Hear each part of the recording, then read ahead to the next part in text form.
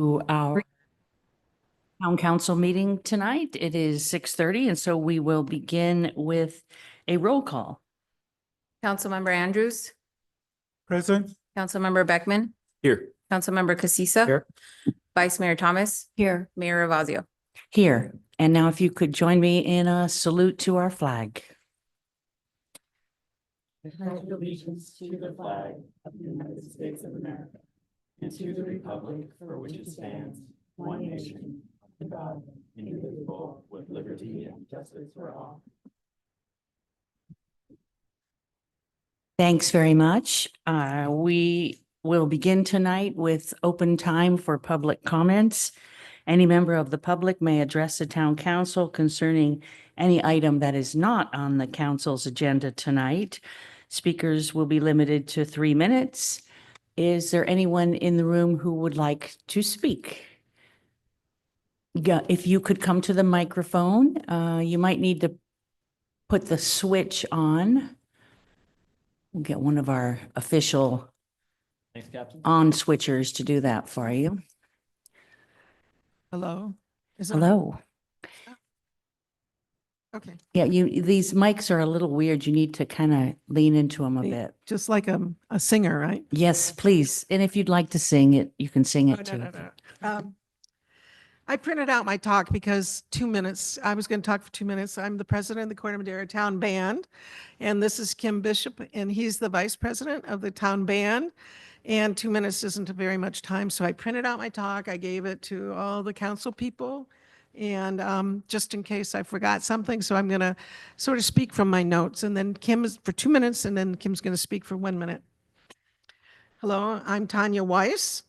And this is going to be a very exciting year for us.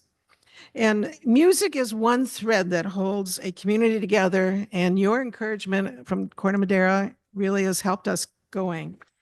We're excited to share about the news that we've had this year. And we had the joy of bringing music to everybody in Marin. This year, we welcomed a new conductor. His name is Nick Burdick. He's a Santa Fe High School music teacher. He's young, he's enthusiastic, and he likes teaching us or conducting us because we're adults and we do what he says. But the high school kids don't. So that's what he does. But we have a big hurdle to go over. The Corte Madera Town Band is the best kept secret in the county. And we don't want to do that anymore. And we want it to be flashed out there to everybody that we're a great band. We're performing at more public events this year. Coming up is May 30th. It's our spring concert. We have 41 musicians. Some of them are ringers because we lacked a few in some of the instrumental parts.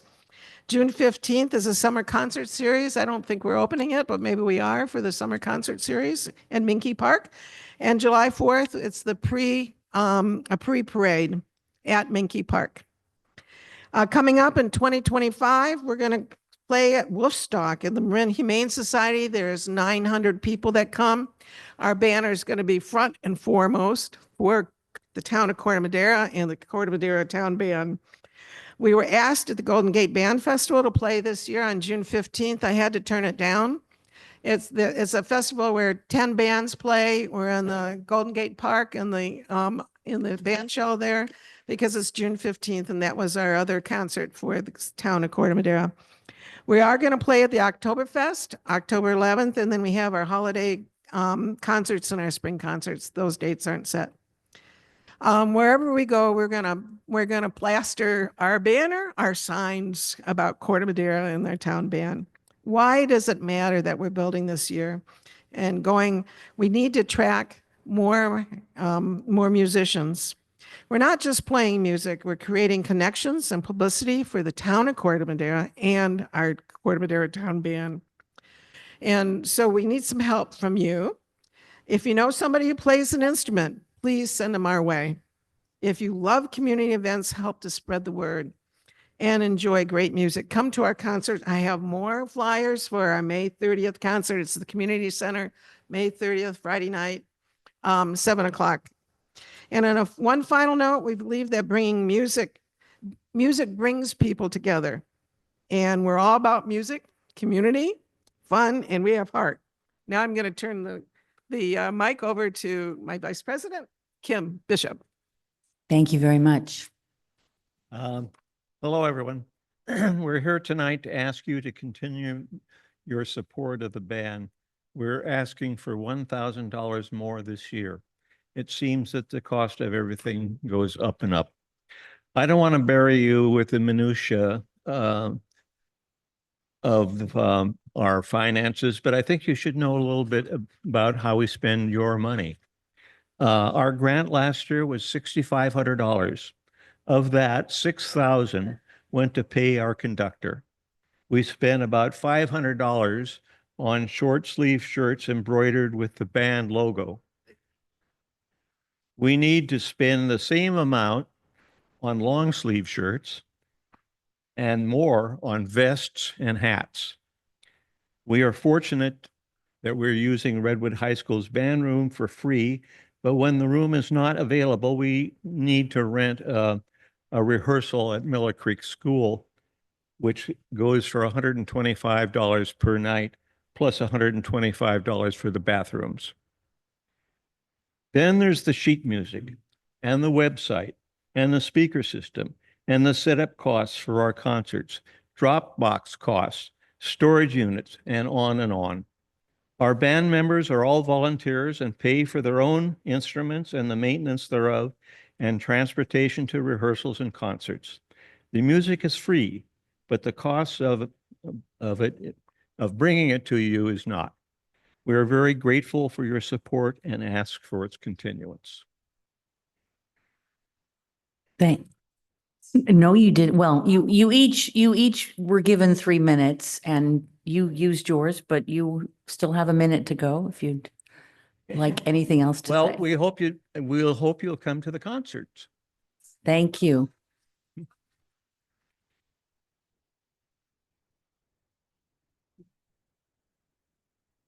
Thank you both so much for being here and for all the band does for Corte Madera. I love that we're sort of known as the place for outdoor live music, and the Corte Madera Town Band really makes us look good. So thank you for coming in today and for all you do. Grateful for your support and your help and your encouragement. Thank you. Thank you. Okay, is there anybody else?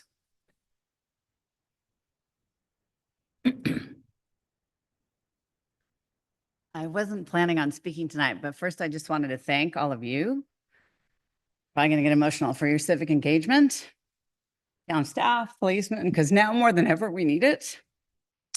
So thank you. And then I wanted to volunteer my time, because I haven't been as involved as I should, to see if there's any committee that I could help work on for, I don't know if we have a vagrancy policy. There's a woman who's been hanging out at the town center on the bench, and I've talked to the Central Police Department about it. So I don't know what's going on because I haven't researched it, but I'm happy to volunteer. And I'm interested in the e-bike regulation tonight. So that was it. Just wanted to really thank all of you. Welcome, Scotty. Nice to see you. This is Scotty Spursum, everybody. She's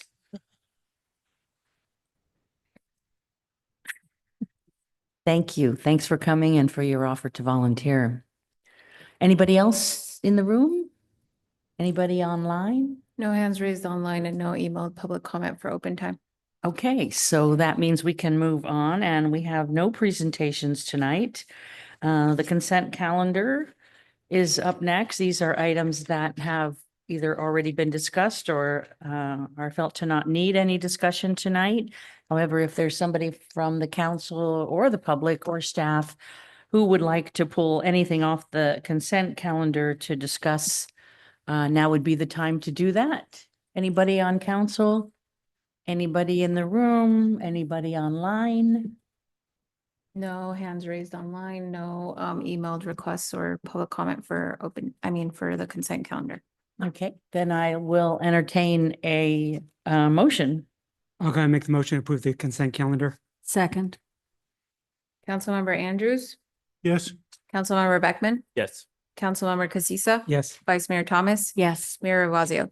Yes. Thank you. The motion carries. Okay, up next is a public hearing This is consideration and possible introduction of an ordinance adding a new chapter 10.74 to Title 10 Vehicles and Traffic of the Corte Madera Municipal Code. This would prohibit those under 16 years of age from operating a Class 2 e-bike as defined in the California Vehicle Code and require any person operating a Class 2 e-bike to wear a helmet in the town of Corte Madera effective July 1st, 2025. And I believe we have two dashing young police officers to talk to us about this. Anything from Adam first? No, I just wanted, this continues sort of the discussions we've been having around e-bikes over the last year or so.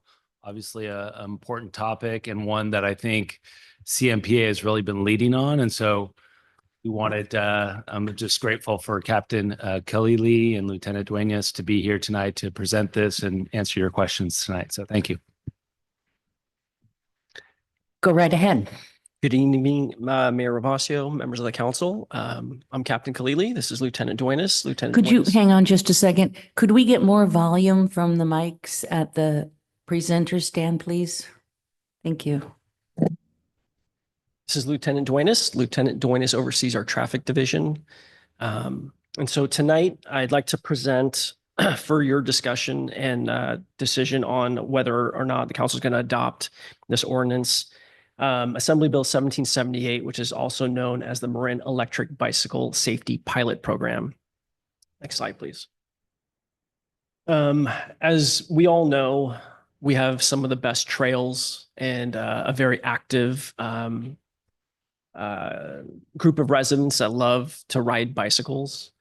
However, what we've started noticing since the introduction of e-bikes over the last couple of years is that the youth that operate some of these e-bikes in various classifications, we've seen an increase in the rate of collisions, as well as the severity of those collisions in regards to injuries that they've been sustaining. Just some quick, some data that came from Marin Public Health. If you could go to the next slide, please. You'll see that the age group 10 to 15 years old has 1.5 times higher rate of accidents as compared to other age groups. And the frequency of those accidents is about 5 times higher. And so what Assembly Bill 1778 is really focusing on is reducing the number of injuries sustained by that age group, as well as just safe operations of Class 2 e-bikes. Next slide, please. Just a quick review. So there's 3 classifications as defined by the California Vehicle Code. Class 1 is a pedal assist only with no throttle, and that is can go up to 20 miles per hour. Class 2 has a throttle and pedals, but does not require the activation of pedals, and that is also limited to 20 miles per hour. And what Assembly Bill 1778 really focuses on is prohibiting the use of those Class 2 e-bikes by people under the age of 16. And then we have Class 3 e-bikes that there are already current laws that govern the use of, and those are pedal assist only with no throttle, and those go up to 28 miles per hour. And state law already requires that anyone operating a Class 3 be older than the age of 16. Next slide, please. This is just a brief history of the various pieces of legislation that have been passed in order to control the use of e-bikes. Unfortunately, the technology was introduced a lot faster than legislation could govern it. And so I want to just highlight the last 2, AB 2234, which is similar to 1778, but it was focused on San Diego County. And they basically prohibited children under the age of 12 from operating any Class 1 or Class 2 e-bikes. Through a lot of data, a lot of concerned residents, a lot of accident data, Assemblymember Connolly introduced this piece of legislation, which was adopted. It is a pilot program, and hence the introduction of Assembly Bill 1778. Next slide, please. So this is a quick summary of what 1778 entails. And so should the council adopt a resolution to include an ordinance under the provisions of Assembly Bill 1778. It basically highlights the following. It gives local authority to you to adopt this ordinance, which would then prohibit anybody under the age of 16 from operating a Class 2 e-bike. It also requires anybody, regardless of age, that operates a Class 2 to wear a helmet. There is two specific components that are outlined in the Assembly Bill. One is there's a reporting requirement, which the county has taken the lead on, and that reporting is going to be conducted by the Marin County Sheriff's Office. And there's also an education component. So the Assembly Bill requires that prior to any enforcement activities taking place, there has to be a large-scale community awareness campaign. And the County of Marin, again, has contracted with a PR firm who is in the process of putting together all this information and push it out to the public. Adopting Assembly Bill 1778 is a countywide initiative. I know many municipalities are either in the process of adopting it or have already adopted it. And then the most important thing to be aware of is that per the bill, it becomes repealed January 1st of 2029. Next slide, please. The bill requires 60 days of warnings to be issued without any citations. Again, that's all part of the education component, the public messaging that we're trying to get out to our youth as well as to the parents. After the warning phase, so beginning on the 61st day, the officers have discretion to issue citations for a violation of that municipal code. It's prescribed in the bill that the limit of the fine will not be more than $25. In addition, unlike a person who has a driver's license who runs a red light, we cannot report those citations to Superior Court, which means it does not affect anyone's driving record. In addition, whether we cite someone who's under the age of 16, who's riding a Class 2 e-bike, or any person that is not wearing a DOT-approved helmet, if that violator is able to successfully complete a bicycle safety course within 120 days of the date of violation, and they provide that certificate of completion to the police department, that in essence voids the citation. And anyone who's issued a citation for not wearing a helmet operating in Class 2, if they go through the bicycle safety course and they're able to bring in a DOT-approved helmet, we would then void the citation as well. Next slide, please. And so just a quick visual. This is what adoption of Assembly Bill 1778 would alter in regards to current laws that are already on the books. Again, the only thing this changes is the Class 2 e-bikes that limits it to anyone over the age of 16. And then for the helmets, it requires that anyone of any age must wear a helmet at that point. Next slide, please. And so one of the important things that I really want to highlight for council is adoption of this ordinance is an effective tool. I would say most effective would be the consistency within the county and the education component with parents and youth and schools. Adoption of this ordinance will not solve our e-bike problem. It's a tool that allows us to go out there, excuse me, and use it as an enforcement tool. I just want to highlight to council that adoption of 1778 allows us to use this as a tool, but we can't violate someone's civil rights and stop them to verify their age. Okay. And so this is going to be predominantly used as a secondary offense. So if we see an e-bike rider who runs a stop sign, runs a red light, is reckless driving or speeding, that would be the primary probable cause factor. And then during the stop, if we determine that they're under the age of 16, then we can use 1778 and the ordinance to issue a citation for that secondary violation. So with that, I'd be happy to answer any questions. Thank you very much. Good presentation. Thank you. Really appreciate it. Okay, questions? Any questions down here? A couple. Yeah, go ahead. One is in terms of the, call it the remedial education. Where will that be held? I believe Mill Valley offers it. How much reciprocity is there between you guys and Mill Valley? And I'm aware of two entities that offer the e-bike safety course. And you're correct, Councilmember Andrews, Mill Valley being one and the California Highway Patrol being the other. We attempted to secure funding so that we could put those on, but our funding request was denied through the state of California Office of Traffic Safety. And so based on availability, I know that Mill Valley is willing to. There is a course registration fee that's associated with that, which exceeds the fine amount. So I don't know if that's going to be counterproductive to what our goal is. But anybody can attend either one of those courses to meet the requirements of voiding the citation. okay. And then in terms of the rollout of this, are you planning on having officers visiting any of the local schools if they invite you in to sort of read the riot act to the young boys? Excellent question.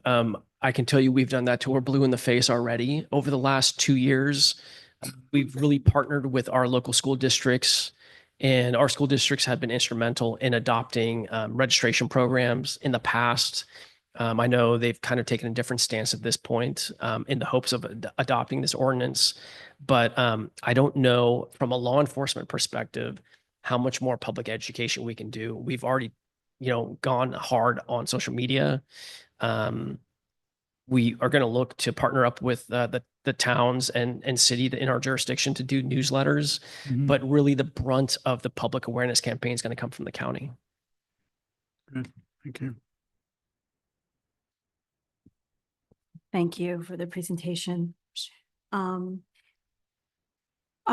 you noticed that in whatever, stops you have made, are people aware of the 3 classifications and how they are limited?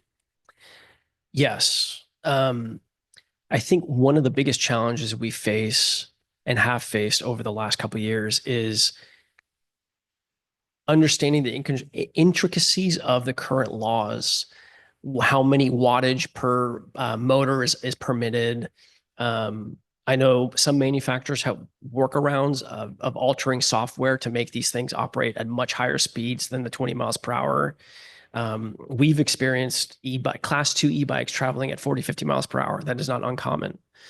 And so to answer your question, it has been very challenging. I don't think, like I said, I'm a firm believer that the technology has been introduced a lot faster than the education and the regulations have. And it's now we're behind the curve and we're trying to play catch up. And so this is a step in the right direction. It is not going to solve this overnight.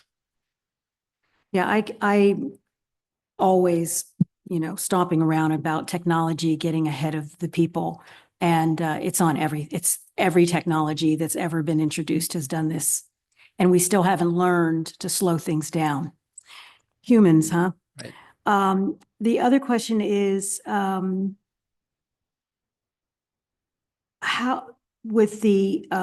has enforcement been with the primary stops? Like, basically what I'm asking is, do we have enough personnel to, effectively look at this? I'll let Lieutenant Duena speak to our enforcement efforts. We, in the last probably 2 months, we, for the first time in about 7 or 8 years, are full staff on paper. But what that means is I've got no vacant positions right now, but I've got 9 officers in the academy. I've got 1 in field training. I've got 1 out on injury. So although on paper we're full staffed, we're not there yet. And so we understand that this is a significant community concern. And I'll let Lieutenant Duena speak to the enforcement, but we have thrown everything we can at the education, and the enforcement. And I can attest to the fact that we've probably been one of the more proactive law enforcement agencies in this county in trying to combat our e-bike problem. But if you want to follow up. So to answer your question, do we have enough personnel? It's yes and no. The problem lies is when my traffic officer or patrol officer sees a violation of a stop sign, right? Something simple. The minute they go to enforce the stop, I would say 9 out of 10 times that juvenile or whoever's riding the bike flees, right? So we've taken the approach of let's be safe, let's be smart about it, because if we pursue, there's a good chance that they're going to fall, they're going to crash into somebody else or cause another injury to themselves or even our officer at the end of it all. So the challenge has been, even though we have been proactive with constant reminders, directives, encouraging people, education, PowerPoints that our traffic team have put together that go above and beyond just the simple class 2, class 3 tags, but actually kind of break down, as the captain mentioned, with the intricacies of all the different wattages and things of that nature to help them also enforce when they do get a stop. Thank you. Welcome. And I think that's it. Thank you. You got a question, Fred? Yeah, I may just have a couple. May just be the way the law is. It seems like the fines are kind of light, $25. Is it, we can change those, or we can't, if we want to increase them from 25 to 75 or 100? No, the law, the fine amount is prescribed in the assembly bill. And so council doesn't have the authority to increase that fine amount. It's prescribed by the legislator. Okay, so the way it's written, that is the way it is. It's non-negotiable, correct? And then we're talking about helmets. Does that include all riders? I've seen kids ride sometimes 2 to 3 to a bike. So all of them have to be wearing helmets, correct? And they can be cited. Correct. If So not- under current California state law, anyone under the age of 18 has to wear a helmet when riding a bike. And so whether you're riding tandem 2 or 3 deep, yes, you're supposed to be wearing a helmet. Okay, all right, thanks. Okay, just a couple quick ones from me. So I understand that Belvedere raised the fine to $75. I think that's just the Belvedere inflation rate. But I'm wondering if they did it, If how I can, Councilmember, they did not. they did not. They did not. They wanted. They wanted to, but they were raise, stopped. right. Under the Okay. California Vehicle Code, the state has authority over all traffic laws unless it expressly delegates powers to local jurisdictions. In this case, this is a pilot, Right. the delegation, and the rate is set at $25. So every jurisdiction feels that is perhaps not as strong a tool Mm. as we could use, Right. but I think we would probably want to contact the assembly member who sponsored the bill and suggest some changes. Okay. But unfortunately, our council can't do that. Okay, got it. Thank you.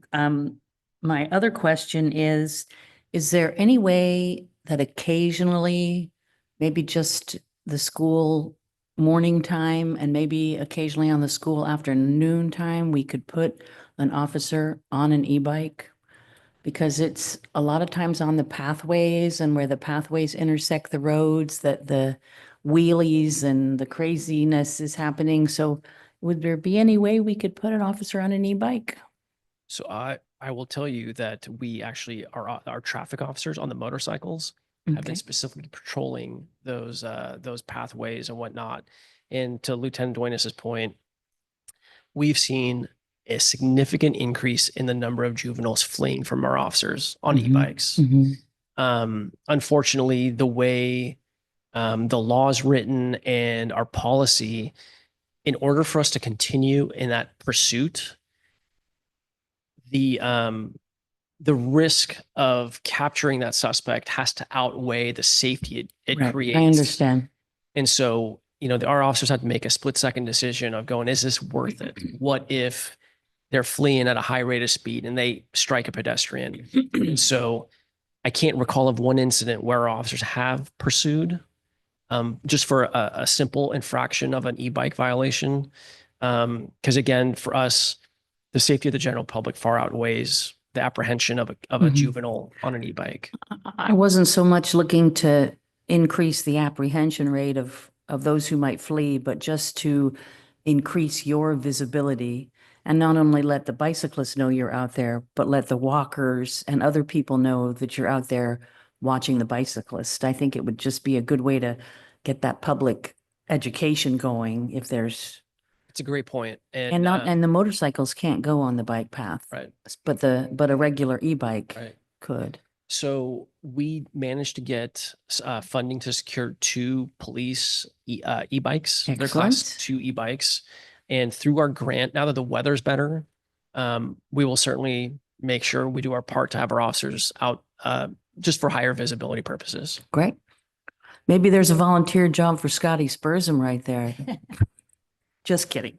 Okay, so we are done with our questions. Is there anybody in the online? Wait, go to the room first, sorry. Is there anybody here who would like to address this item?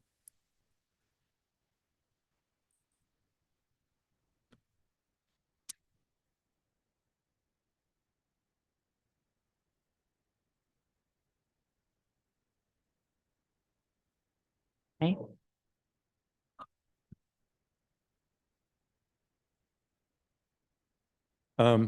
No, thanks for your help on all this. I just had some comments on this. I'm responsible as misleading information. Belvedere was reported wrong in the paper. Adam tells me, so sorry about that. No problem. Thank you. Just a few things to point out. Pat, I think you make a great comment. High Canal Bridge is a great intersection to just hang out. So I think visibility would be great. The helmet thing, DOT, I don't think any parent knows what a DOT helmet is. That's a real helmet. It's not a bicycle helmet. It's a big, heavy, can be full face. Right. No kids are wearing those. Could you pull somebody over? You can answer this later if you want, but can you pull somebody over who is not wearing a DOT approved helmet? Because nobody's wearing them. Zero. So It's difficult for us to determine whether a helmet's DOT approved unless we actually stop them. So just like the age verification component, Right. it would be a secondary. okay. Yeah. Well, DOT helmets are big. Your motorcycle cops wear them. These are bike helmets. They're not DOT approved. No bike helmet, I don't think, is DOT approved. There are. The styrofoam ones? Yes. Okay. All right. Cool. We'll move on. Could we make a notice at the high school to parents? That's something maybe the district could do. Alert parents. That was one thought. If a kid is cited or warned, do the parents get called? Is there a proactive reach out to the parent at the time of the citation? That would be interesting. Let's see. What happens if you actually catch somebody who has tried to evade you? So That's a whole different law. yeah, so rather than have a conversation right here, if I'm we not could just let stating- Carl I- finish his questions and Yeah, then we'll yeah. address them all at No, once. I don't, Thank I you. don't want the conversation. And then restrictions to biking paths, and walking paths, which again is hang out at one of the corners. So, that's it. Thanks so much. Thank you, Carl.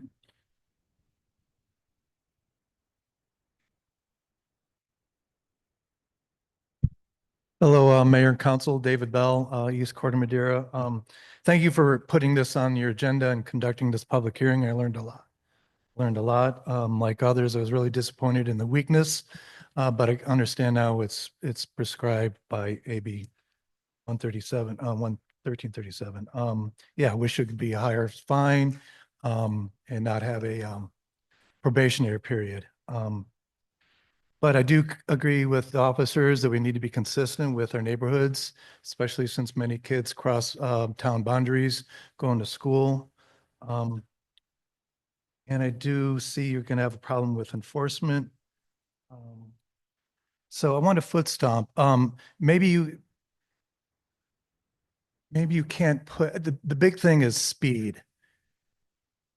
Just because they can go 20, 30 miles an hour, they come zooming down my street, go zooming down Bayside Trail where I'm walking my dog, minding my own business. And without a bell, without warning, they go by me at 30 miles an hour, 22. It's going to be, someone's going to get hurt. Someone did get hurt Ironically, it wasn't an e-bike, but my neighbor's kid that came to the BPAC, leg was broken by another cyclist. It's just a normal cyclist, but still, speed is a problem. I guess my point is, can you add in, can we put up signs, speed limit signs, and somehow make that another education? I know it'd be impossible to enforce that, but I think speed is the main problem. And I'm happy to donate my e-bike to your team. Thank you, David. Hello, my name is Gwen Furrow, and I'm the program director for Marin Safe Routes to Schools. I don't usually come to these meetings, but I felt compelled to come here tonight because, first of all, Chief Norton has done an extraordinary job to get out in front of this. Your law enforcement has done an incredible job. I understand the challenge with students running away from law enforcement. There is a movement across this country, anti-hero movement by many of the students. Google it. It's a real thing. They are learning from influencers that they can just take off and avoid our law enforcement. So I commend you for all the effort that you've done in the classrooms. We're interested in partnering with you further on this. Marin Safe Routes to Schools teaches 10,000 students a year in the classes. And so we are in alignment with everything that our law enforcement puts forward. So we are right there teaching the students. It's been heartbreaking for my staff to come to the schools, hear the horror stories about these tragic crashes, and to also learn that a lot of these are still getting into the hands of students. I had a parent at Mill Valley the other day who said, "Thank you so much for passing this ordinance because it gives me a reason to confront my student when he or she is saying that they are getting peer pressure because everybody else in this county has a class 2. So it really is clearly giving a leg for parents to stand on. We have much more work to do on this. We really recognize that. I've been on the Marin Task Force working with the program, the PR firm, if you will, that's putting out the message. It's not the be-all, end-all. It is going to require ongoing efforts of education, especially with the parents. This is putting parents at risk emotionally in case of a crash, financially and legally if their child is on an illegal device. That is a message that I've been trying urgently to get out through our schools to our parent community. So anything that you can do on that front to let the parents know that this is putting them at risk, that would be really beneficial. Thank you. Thanks very much. Me again, Scotty Spursum, sorry. I was thinking about the social host ordinances when our kids were in high school. And when it suddenly became clear that we were liable, even if we weren't home, I think it rang some bells for the adults in the community. So I'm happy to volunteer. If there's something we can push forward along that lines, whether it's state or local, I think that might be a good idea. And then also, we live in between Neil Cummins and Redwood and Hall. And I've taken pictures of kids, and there are 3 that I see all the time. And I've also seen 3 of them, which I think are the same ones who've exploded fireworks over the school. So what can an individual do to help you? I guess that would be the thing, is how can grassroots efforts be of assistance? Thank you. Okay, is there anybody else in the room? Yes, sir. Go ahead.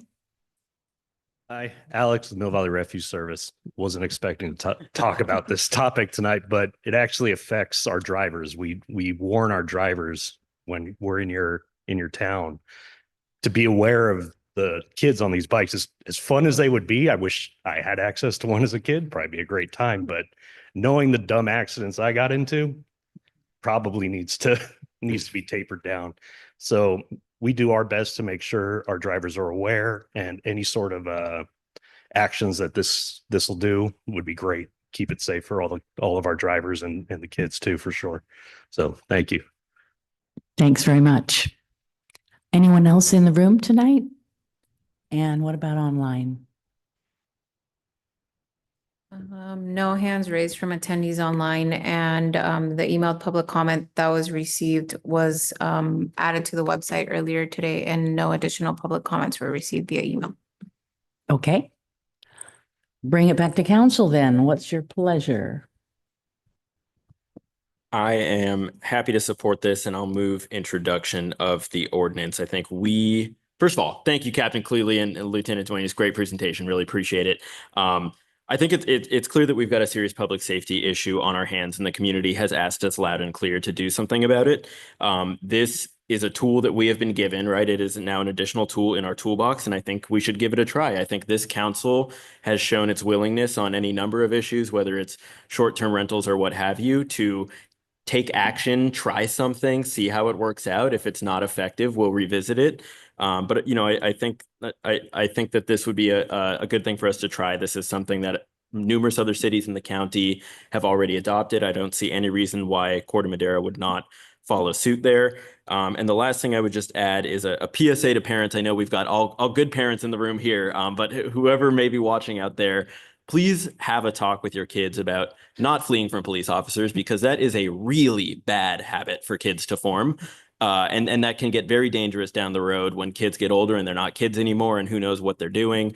It's just all kinds of bad things can stem from that. So, have a talk with your kids and just talk about, hey, look, if you screw up, talk with the officer, take your $25 fine, do your class, like learn from it, but don't do something stupid that could become a much bigger problem down the road. So that's all I've got to say. Down here, anybody? Comments? We have a motion on I was the going to second floor. this motion. Okay. Before we vote, Yeah. can I just say something? Mhm. Thank you again for presenting to us. And I think that, the thing that comes up for me, as a parent of long grown children, is that parents, it's kind of interesting that you were mentioning about gives the parents a leg to stand on. I think that parents need to give enforcement the leg to stand on. Parents need to be the first line. They need to just not buy the things, many things that should not be purchased for kids that harm them, that parents have the money and the kids don't have thousands of dollars, the parents do. So I think that we all need to work as a community to solve this problem. And I think it really starts with the parents. And I do support passing this. As far as the $25, I think because it is a pilot, it's a pilot. You'll find out if the $25 is effective, and then you move on to whatever has to happen. And I hope that in the ensuing years, that as education takes hold, that we won't be serving fines at all, that people are going to actually be able to take this into their own hands as good citizens and be in compliance. So with that, I'm happy to vote. And with those same objectives in mind, I have a couple of ideas I want to throw out there for maybe a volunteer or maybe the police. So it used to be that we had a Twin Cities Times and there was a police report. And if there were a bunch of bike accidents going on, everybody would know about it. But we've lost that media source now. So the IJ is kind of all we've got. So, maybe we do a press release to the IJ every month with the number of bike accidents, that involve small children, and really let the community know that this is important enough to be news. I don't know who can do that, but it seems like it should be pretty simple. I know Dr. Ma at Marin Health, the head surgeon there, is very concerned about this issue, and I bet you he would be willing to give you a weekly report on how Marin Health is sponsored by children riding bikes, because that's where the money's coming from these days. It's crazy. Also, the high school used to do a thing called Every 15 Minutes, which was aimed at getting kids to not drunk drive. Well, we're assuming they don't do that anymore. But how about something like Every 15 Minutes, except really getting to and demonstrating the dangers of e-bikes and what's happening not only here, but in the rest of the country. Anyway, I think there's probably ways for the police and school district to work together. I love having someone from the school district here. And yes, will certainly vote to support this. And Fred now has one more thing to say. I never got my comments and that's okay. No, I just want to thank Chief Norton and also the lieutenant and also the captain.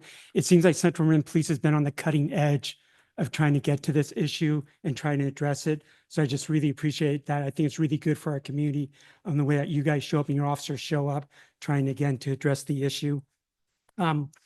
I do find it somewhat ironic. It must be a state of California thing. That's a 4-year pilot program. You think it would just been a couple of years, but it is what it is. I would suggest 2 things. I think on the marketing, I think we need to do marketing on top of what the county's doing. If I read this ordinance right, it's effective July 1st, and there's a 60-day warning period, which winds up being during the summer to a certain degree when school's not in. So it's just the way that the timing is. I'm sorry, go ahead. To that point, I've spoken to our liaison at the county. July 1st was kind of a lofty goal, assuming that all the municipalities would adopt this. I think they've modified their goal, and if every municipality adopted this around July, they would then do the public information campaign for the next 30 days. And the goal being that this will be in effect countywide by the beginning of school. When Okay. school starts, yeah. So the time will work out then. It would. Okay, thanks for that. And then just one last thing, I know it came up about signage. It's my understanding that if we can't really put in speed type signs unless we do a whole study thing. But at a minimum, it seems like we just put signs somewhere or along our bicycle patches saying at a minimum, slow down, caution, pedestrian, just more of those warning type signs instead of the speed limit ones. I think that would go for a long ways also. Thanks. If I can just respond to that, because I was going to mention that as well. And it's something that RJ is here in the audience. We started to think about that as well, about what potential ways we could actually sign some parts of the path network. To Councilmember Casisa's point, it's not a speed limit or anything like that, but it's just a public awareness sort of thing, like mind the pedestrians, et cetera, and those sorts of things. So in any case, thank you. We can follow up on that as we make progress. No speed bumps. Yeah, no, I don't think so. Okay, and another comment. Okay. One thing, I'm under the impression that Larkspur either bought or allocated funds to buy some speed cameras to put on one or more of the bicycle paths. Have you heard anything about that, or did it just sort of go away? No, I have not heard anything about Yeah. that. And I'm thinking that there is any way to get the word out to the students and the parents before the school year ends, to basically let them know that using throttle e-bikes is going to cause them problems. So if they're going to get a summer present, don't waste their money. Right. And I don't know how you can do that, but Well, I know the county's been very active in partnering with the Marin County Office of Education in relaying that very message. So, but we've got a couple of private schools around here, so I'm just wondering about them. I think the public awareness campaign is going to be multifaceted. So the county's taking the brunt of that responsibility, but we can partner with the town, with our city, and with the police department to send out concurrent messaging, so there's consistency from all the stakeholders. Okay. But you got to get it done before they all go home for the summer. We do. We do. Okay, and I think we have a motion on the floor and a second. Correct. Can we proceed to the vote? And that was a motion to introduce the ordinance as presented.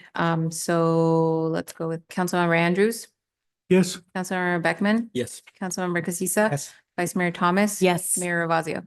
Yes. Thank you. The motion carries. Okay. Thank you very much, guys. Thanks for all your service and all you're doing. We know you're working really hard on it.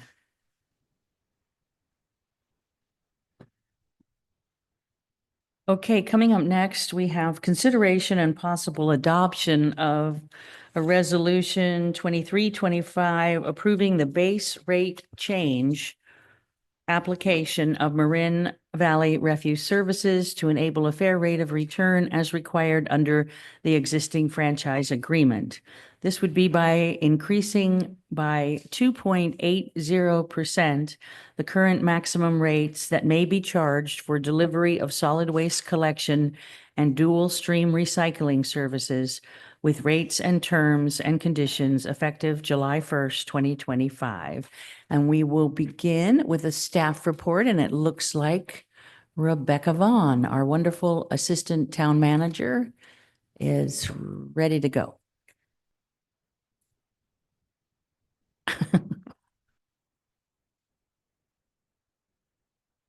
Can you move the microphone a little closer to you or turn it on, either way? Have to get all my reference materials set up and decide glasses or no glasses. Does that one have feedback? All right, let's try this one first. And we'll see how it goes. Oh, Lorena has my presentation up.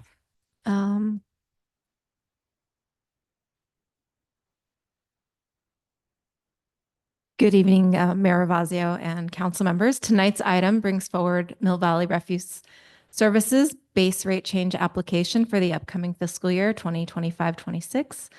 This annual process is a requirement under our franchise agreement. Next slide, please. The purpose of tonight's agenda item is to conduct the required public hearing on Mill Valley Refuse Services proposed rate adjustment and provide an overview of the financial basis for the proposal and request council consideration of Resolution 23-2025, which would approve a 2.8% increase to the maximum collection rates effective July 1st, 2025. Next slide, please. And here's some background on the franchise agreement. The town has contracted with Mill Valley Refuse since 1965. Under our current agreement, effective through 2026, Mill Valley Refuse Service provides residential, commercial, and town facility, garbage, recycling, and green waste collection services, along with street sweeping, debris boxes, and portable toilet services for designated town events. Next slide. For the 2025 rate request summary, on March 31st, MVRS submitted its annual base rate change application. They're required to submit that by April 1st of each year. The requested 2.8% increase is directly tied to the Regional Consumer Price Index for the San Francisco, Oakland, Hayward area, as published by the U.S. Bureau of Labor Statistics. Because the proposed adjustment does not exceed CPI this year, a full cost-based rate review, which would typically be performed by R3 Consulting, was not required this year. The cost drivers behind the application and the rate increase include rising employee compensation and pension obligations, healthcare and benefit cost increases, insurance premium hikes for both vehicle and workers' compensation coverage, and continued investment in equipment and routing technology. Next slide. This is some information on the impact to our ratepayers. For ratepayers in Corte Madera, the proposed increase results in the following estimated monthly impact. For those who have 32-gallon residential service, there would be an approximate increase of $1.42 per month. For 20-gallon residential service, about $1.21 per month. No changes are proposed to the current terms and conditions of service, which means that the senior and disability exemptions remain available for all qualifying households. The low-income care and FIRA discount continues at 20%, and all compost and recycling programs remain unchanged. Next slide. And some financial context to the rate application. Although MVRS identified an overall projected revenue shortfall of $867,953 across all of its service jurisdictions, which is an average of 3.48% across the jurisdictions, they are not requesting a cost-based adjustment at this time. For Corte Madera specifically, the shortfall is approximately $176,000 or a potential rate increase of 3.26%. However, since Mill Valley Refuse Service has determined that CPI-based increase will be sufficient to meet their operational needs for the coming year, this reflects a balanced approach that minimizes the impact on ratepayers while sustaining service levels, which is the request for the 2.8% increase only aligned with CPI. Next slide. And just a bit about our public notification regarding this process. As required, this hearing was publicly noticed through multiple channels. Legal ads were placed in the Marin Independent Journal on May 9th and 16th. Notices posted on the town's homepage beginning on May 6th. And outreach was extended multiple times through the town's newsletter, Facebook, Nextdoor accounts, and an email notification to MVRS customers in our jurisdiction. We also wanted to note that Jean Della Zoppa, the CEO of Mill Valley Refuse Services, is here this evening and available to answer any questions from the council or the public. Is this, you're Alex? Alex Ivoroni. Okay, sorry, I didn't have you in my notes, so I just wanted to make sure that you were acknowledged as well. And next slide, please. Staff recommendation. To conclude our presentation, staff recommends the town council adopt resolution number 23, 2025, which would approve a 2.8% increase to the maximum rates for solid waste and recycling services, with terms and conditions unchanged from the prior fiscal year and with the adjustment to take effect July 1st, 2025. This action would be consistent with the town's obligations within the franchise agreement and supports the continued financial and operational stability of our solid waste service provider. And I'm happy to take any questions or defer to Mr. Della Zoppa for additional detail. Thank you. Thank you very much, Rebecca. Okay, do we have any questions from the council? And are there any questions? Oh, you do? You too? No, I thought I heard no's. Okay, sorry. I have sort of a customer related questions. Right now, I believe you provide green cans, blue cans, and the brown cans. If you're a customer who has a 32-gallon service, is it possible you could provide or at least sell us cans where the lid's attached? Because I remember years ago, you go to Goodman's, get a 32-gallon can, winter'd come, the lid would end up in Oakland or Richmond or somewhere else, okay? And so I'm just looking for a comparable equipment, even if you're just reselling it to the customers. Yeah, in regards to like the equipment that we have, what you're referring to is part of like a lock compartment system for the carts. We can definitely kind of work with our customers if they need us. One of the most common things that we do see is in some residential areas where there's let's say there's a lot of wildlife at night, we have seen instances where animals will get into the bins. And on a case-by-case basis with the request of the account holder, we would work with them to, get like a wire strap on it. And typically if something like that were to happen, our drivers are trained to contact our office, and then we reach out to the customers and let them know, hey, animals got in your trash. This is best practices. How can we fix this? Because one thing we want to make sure is it wasn't our drivers that, knocked over the can and they left a mess. We don't train our drivers like that. It goes against our terms and policies and stuff. Yeah. Okay. Is that all? All done? Oh. Okay. I don't think that answered the Okay. question. I was just wondering, is there any way you could provide or sell us Yes. legal cans? Yeah. Yes. We can provide you the cans. Part of our contract, we have to provide you guys, carts and containers for the service. We can, Okay. yeah. Good. And I'll follow up with you to get those carts and containers handled. Good. Okay, thank you. And is there anyone else in the audience who has a question or comment regarding this matter? Is there anyone online? No hands raised from attendees online, and we did not receive any public comment for this item either. Okay, is there, back to the council then, if there any discussion or a motion?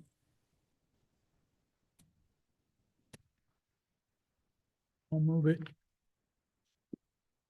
I move we adopt resolution 23/2025.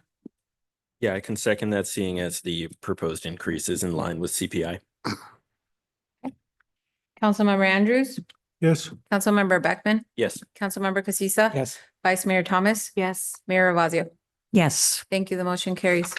thank you, Mill Valley Refuse. And you all and so thank you for much. watching out for our crazy kid e-bikers too. That's garbage truck plus e-bike would not be a good thing. Thank you. Maybe scare them a little bit. No, just kidding, just kidding.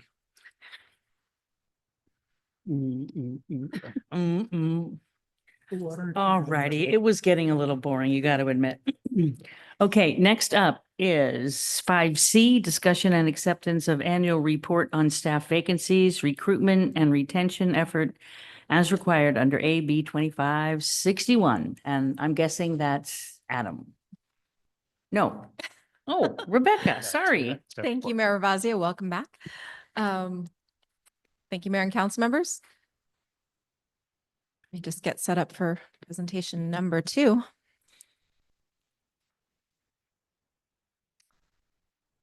Tonight's presentation is the town's first annual report under Assembly Bill 2561, which mandates public transparency regarding municipal staffing, vacancies, and efforts to recruit and retain staff.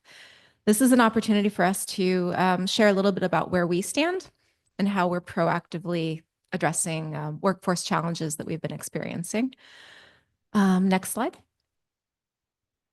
For some background, AB 2561 is titled Local Public Employees Vacant Positions.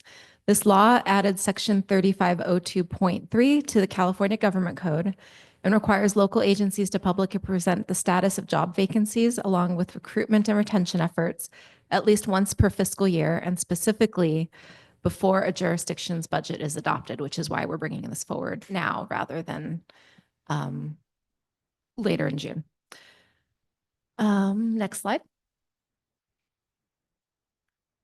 A summary, the law went into effect in September 2024 and requires an annual public report on vacancies and any barriers to hiring.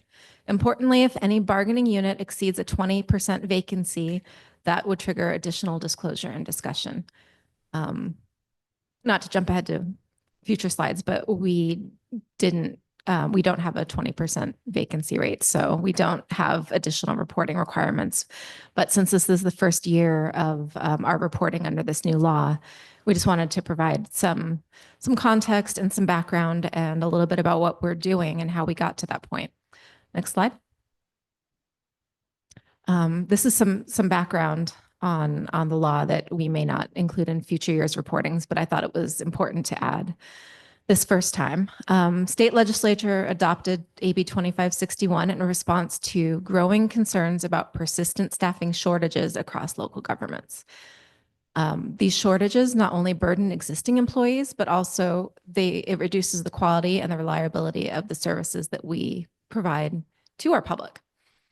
This law adds a new dimension to existing law by requiring public agencies to annually present their staffing vacancy status and recruitment efforts in a public hearing. One line from the bill states, there is a statewide interest in ensuring that public agency operations are appropriately staffed and that high vacancy rates do not undermine public employee labor relations.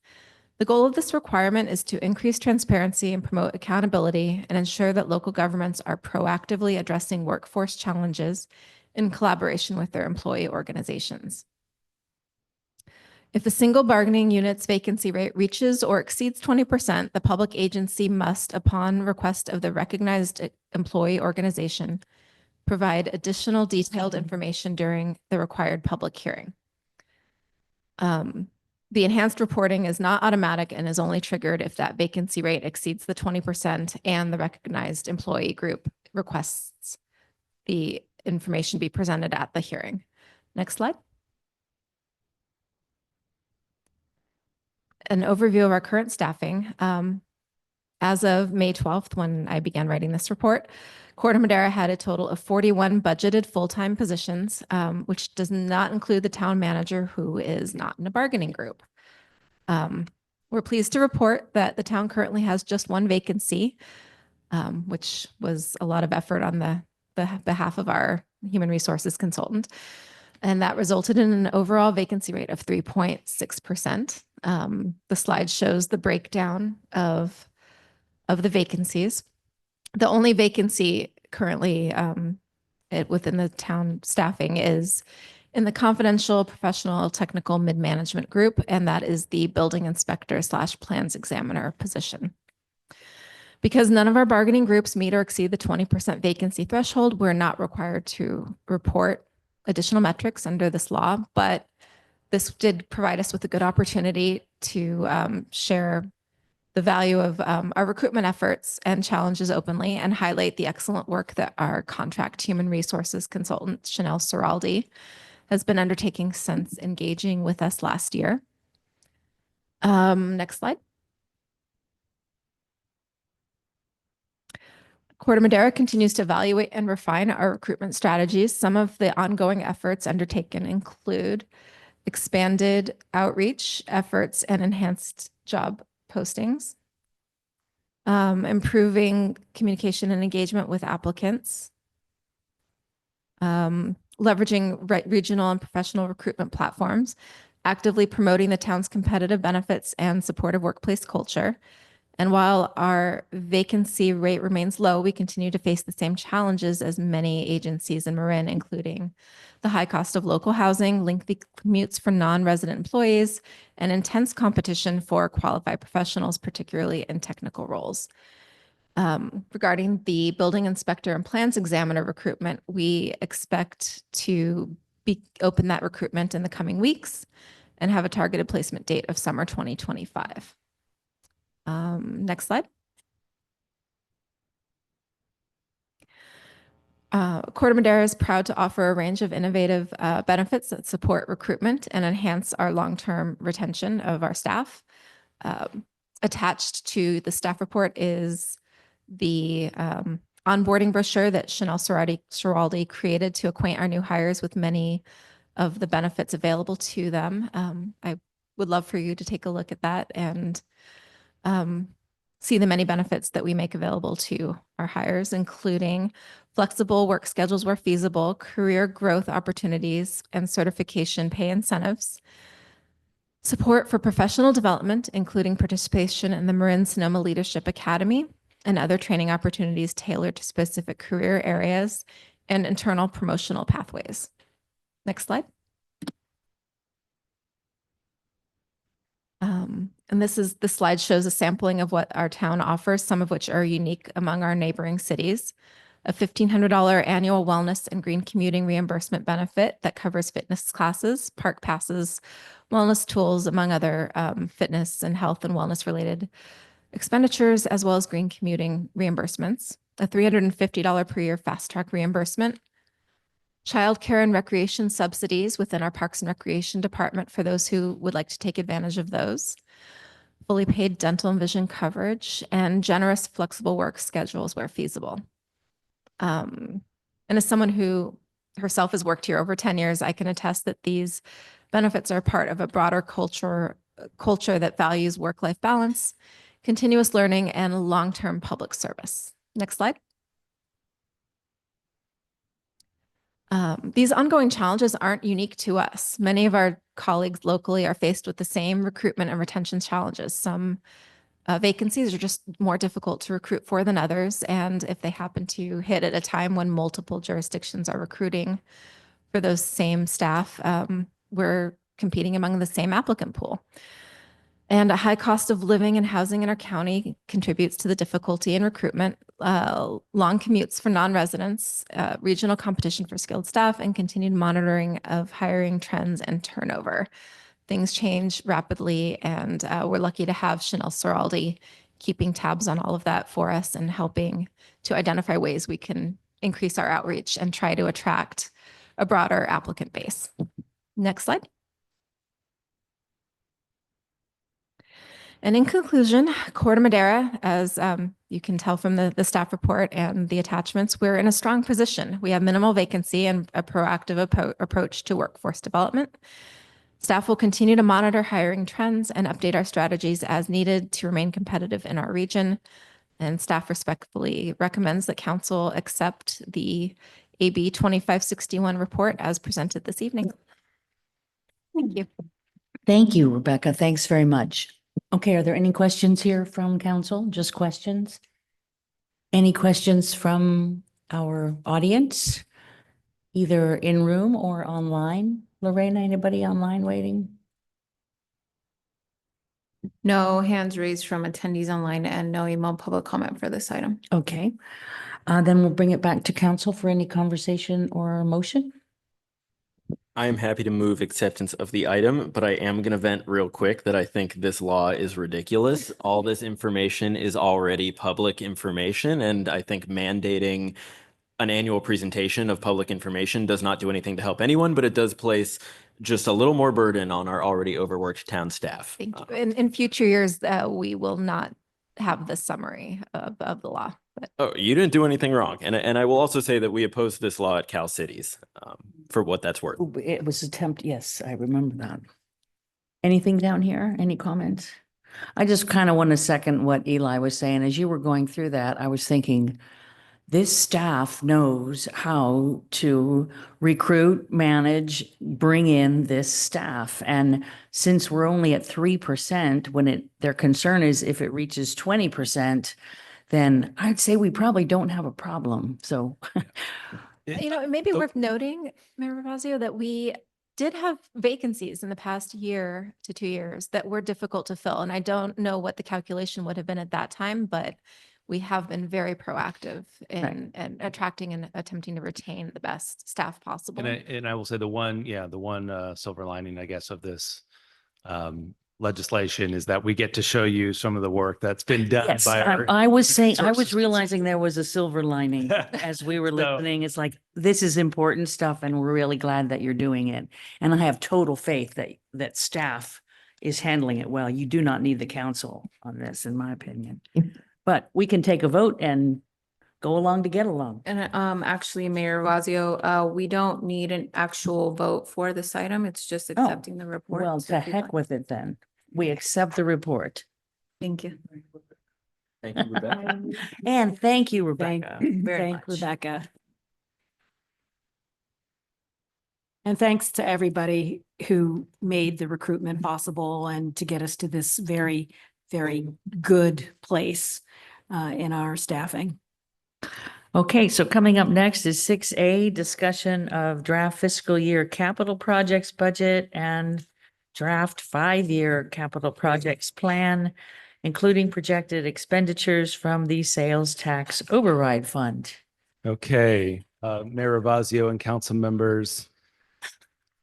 I'm going to do a little bit of an introduction here, and then we're going to hand it off to RJ and Chris Good, Public Works Director and Senior Civil Engineer.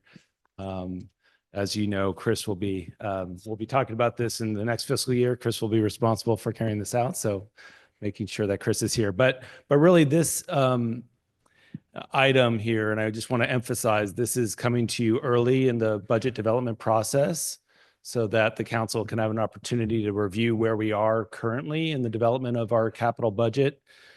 We will certainly so tonight is really about getting, I don't know if you want to call it a study session or a workshop, but it's really intended to be an educational opportunity, understand some of the projects we have on the list, the costs involved, how it's broken down.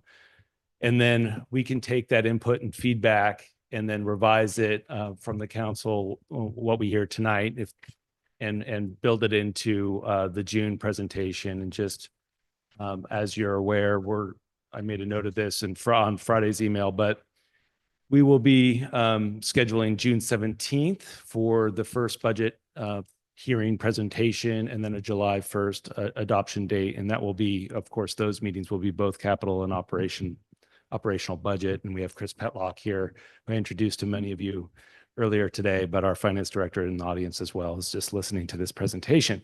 But Adam, June 17th is a Thursday? oh, I'm sorry. Did I say the wrong date? Thursday? Yeah, is it the 15th or the 7th? The I 15th is the Tuesday. Let me make sure. It's the Unless I'm in the wrong year here, no. June 17th. I think it should be June 17th. Yes. Oh, sorry. Regular meeting. It should be the regular. That was wishful yes. thinking on my part. And so we'll get into the discussion here this evening. One of the things that I wanted to do as well, or we wanted to do, we've obviously had a lot of discussions about capital projects over the last year. We've talked about the intergenerational center. We've talked about how we're going to fund the variety of different projects that are being discussed and talked about, whether that's at our strategic planning workshops or brought up by the community. We've talked about the intergenerational center over the next 5 years. So we wanted to also include in the same table sort of all of the expenditures from our sales tax override fund as well, and try to put it together in one table with our capital projects budget, not only for fiscal year 25-26, but over in the second attachment over the 5-year period as well. And so that hopefully I think this might be the first time we're trying to combine that into one, so you can kind of see not only the capital budget, but also essentially the sales tax override budget in the same document, in the same documents over the 5-year period of time. And so with that, let me just make sure I'm not forgetting anything else important. We will get into the tables and attachments, and I think we really want to let you drive the conversation and questions and discussion around this. We will have Chris and RJ will go through next year's fiscal year 25-26 budget, and then the second piece of this conversation, which we may break into two, is really going to be about the 5-year projection, which is not up for, we're not going to bring that forward to the council for adoption, but it's for informational purposes and will be moving forward. So with that, I will stop right now and hand it over to RJ and Chris. So just a question about how we're going to go about this, because this could turn into a really long conversation and we want to be efficient in our input. My feeling is that everybody has read the plan. Has everybody looked at it and understands what they're asking for? So I mean, maybe you could do a quick summary, but I would encourage you to let the council do, I mean, I think of it, maybe because I used to build houses, I think of it as my punch list. And I kind of have written out my checklist, and I think probably everybody else has too. Can we just kind of spill the changes that we'd like to see, or the additions or the deletions, and just let the feedback land? Absolutely. And this will be quick. We don't have many slides, but I did want to go over the first table. If you go to the next slide, this is typically the table that you see in the budget every year. And it, on the left-hand side, it talks about the projects in fiscal year 25. Does everybody have a copy of it that you can see? And I'm also doing this for the benefit of any community members that may be out there as well, just that are looking to get a preview of this as well.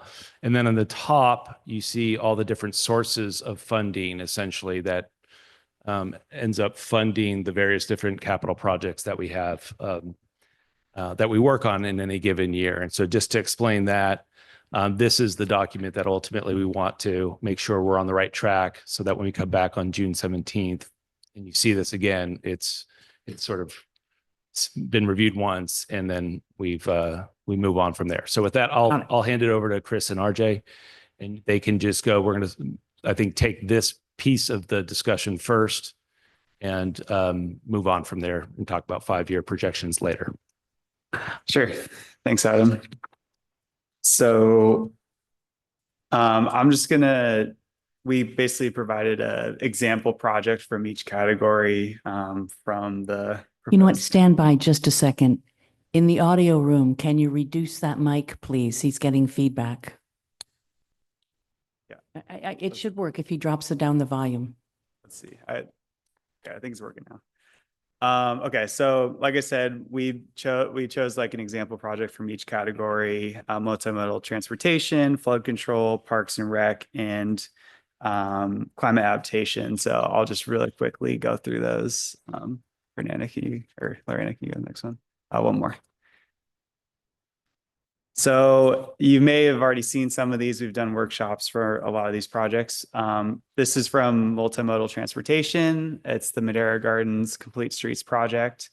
In this project, we're going to be repaving or resurfacing this whole neighborhood, and at the same time, doing some complete streets improvements in busier intersections where there's a lot of bike and pedestrian access, so mainly along Lakeside Drive. And so some of the improvements include bulb outs and potentially traffic circles and things like that. Next slide. In flood control, the Shorebird Marsh pump station replacement was part of the recent storm drain master plan recommendations. This one was basically a very high priority in the master plan because it's 38 years old now and past its usable life. So basically we want to replace it in the next 10 years. So that one is in the next 5 years. Next slide. This item is going to be discussed next, so I'm not really going to go into it that much, but it's from, it's the Mankey Park Improvement Project, and this one's in the Parks and Rec category. Next slide. And then finally, out of climate adaptation, we have the Lower Christmas Tree Hill Complete Streets project. This project has a variety of components, including electrical undergrounding, road widening for evacuation routes, sewer and storm repairs, and then other complete streets components where possible. So that just gives you kind of a little piece of each category that we wanted to show. RJ, do you have anything else to add? Yes. So just going, you can hear me. Just going back to this 25-26 budget sheet. You know, it's great. It's a busy work plan. We're excited about it. And you know, luckily there's also still some you know, funds have been allocated to some other things that are non-essential infrastructure in the parks area. So we've taken our best attempt to kind of put dollars to some of those line items. Obviously, that's probably one of the main areas that we want to discuss with you today. One thing I want to point out as we pivot from this detailed 25-26 sheet and move to the 5-year sheet at some point in the dialogue, you're just going to see that up here at the top, we have a single line item that we're calling recurring capital project needs. And if you go back to the more detailed sheet, you'll actually see that is the summation of miscellaneous, that's under general CIP, miscellaneous professional services, miscellaneous small projects. Those really go to fund a lot of the unexpected stuff, the retaining walls on Christmas Tree Hill, the we discovered a storm drain pipe that is completely shot that wasn't on our radar, et cetera. You know, we're always going to have funds set aside for traffic signals, miscellaneous pump repairs, just general grounds and maintenance, tree inventory assessment, and then also the programs that you're familiar with, the sidewalk program, and also looking at always expanding our EV infrastructure. So just want to talk about that before we turn the page, but really other than that. RJ, just to clarify, so you're just saying that the recurring capital projects and needs, that line item is the entire general CIP section? That's correct. Okay, Yes. thank you. Yeah. And I would just say, just to summarize, we're proposing about about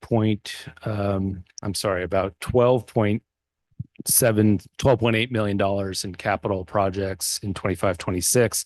Again, this is just on the town side. This does not include SD2.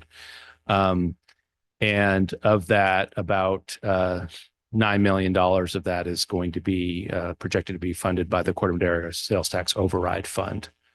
Part of that is just rolling over some unspent funds from this current fiscal year into the next fiscal year, and then adding on the new revenue that we're expecting next fiscal year to come in on that. So a question for you, Adam.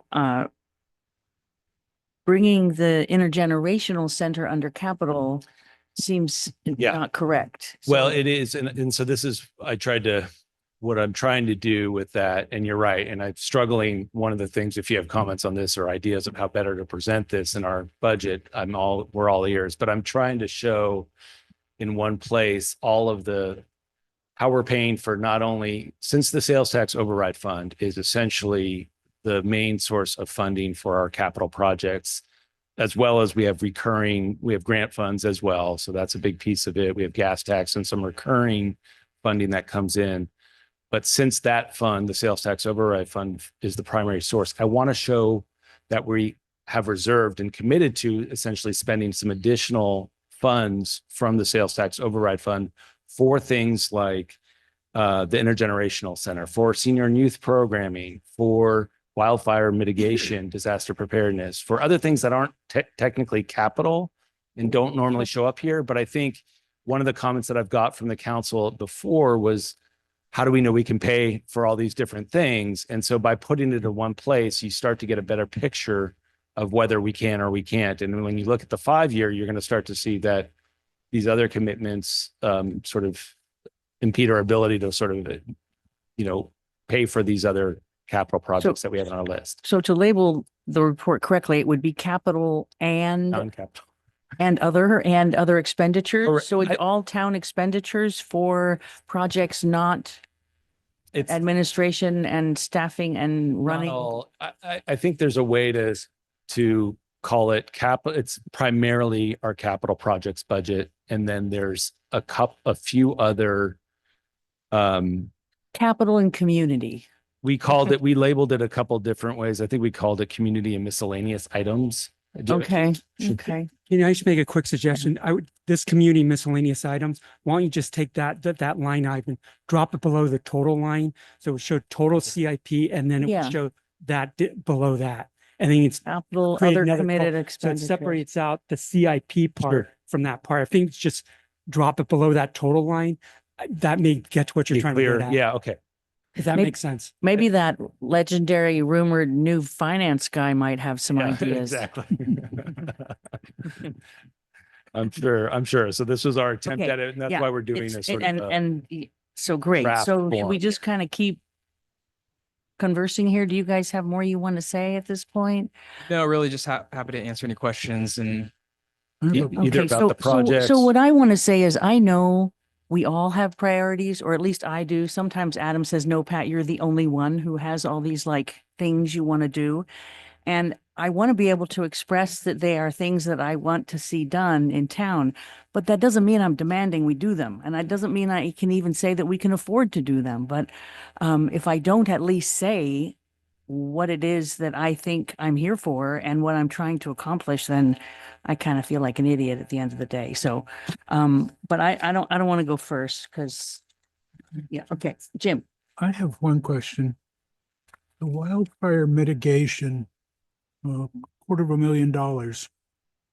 How exactly will that be used? Is it going to be used solely within the jurisdiction of Corte Madera? Yeah. Or it's going to pay for some sort of overhead elsewhere? So there's 2 line items in that, and there's probably more within one of the line items. But one of those line items essentially is it's about $100,000 that we're paying to essentially equalize and make our payments the same as Larkspur for our contribution that comes from MWPA, essentially to do wildfire mitigation locally. Because that's based on tax measure, right? So they're putting in some amount of funding. Corte Madera is also putting in a certain amount of funding, or gets those local funds back from the MWPA, but we equalize it essentially. And that's about $100,000 that's been ever since MWPA was formed, has been coming out of our sales tax override fund.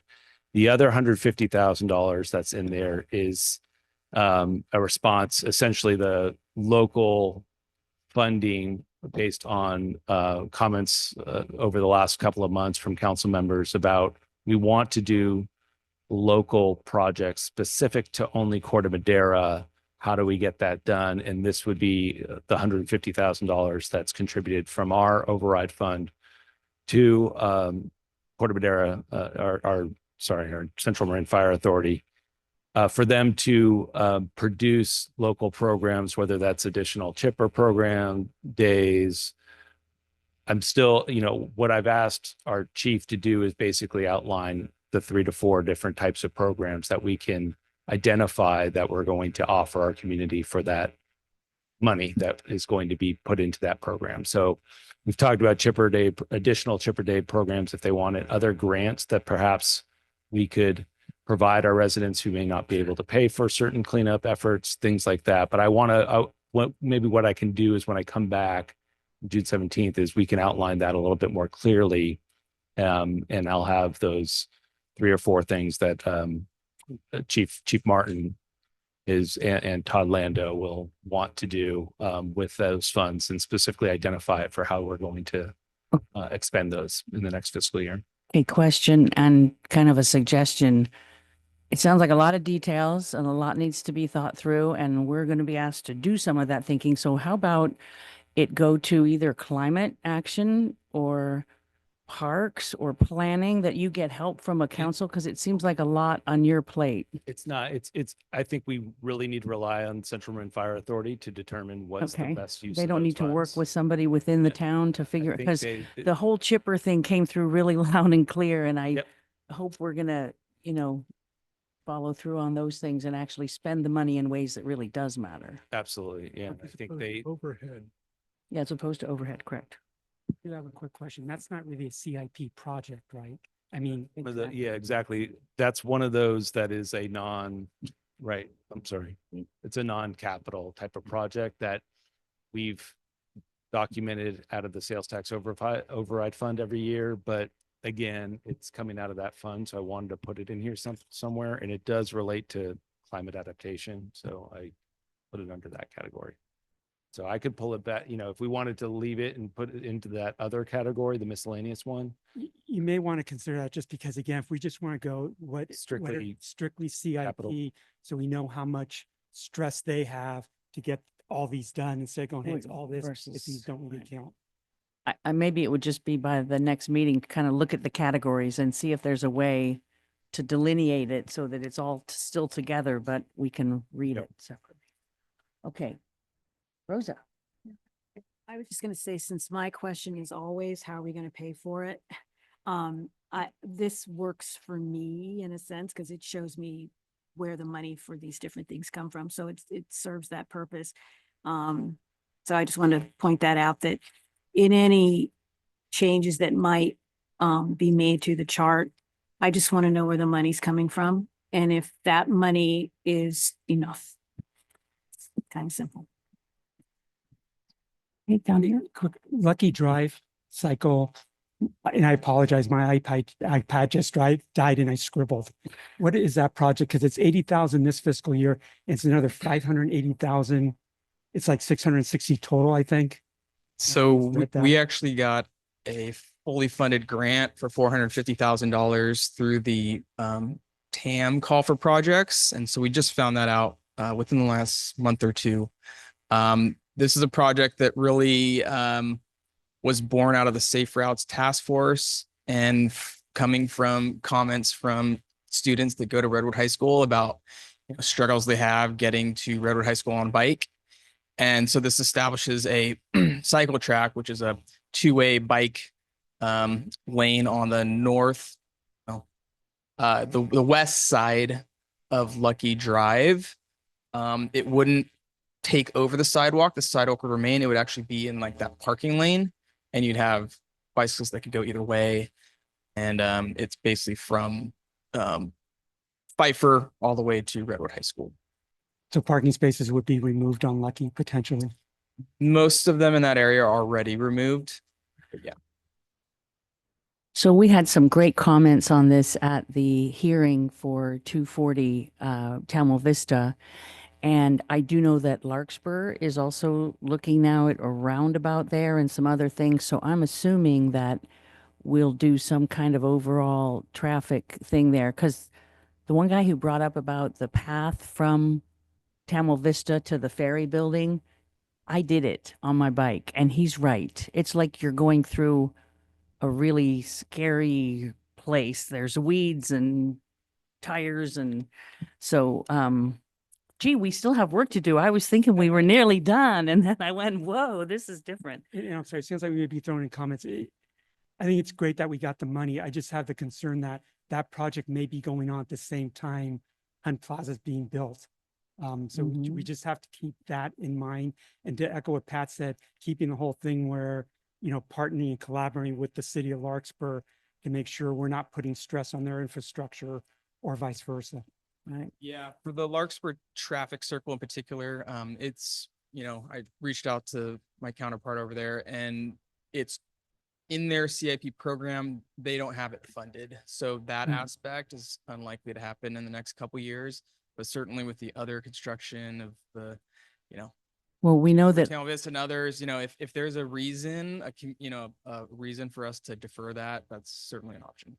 If we deferred it, it won't, doesn't affect the grant money. Within a couple years, we're probably okay.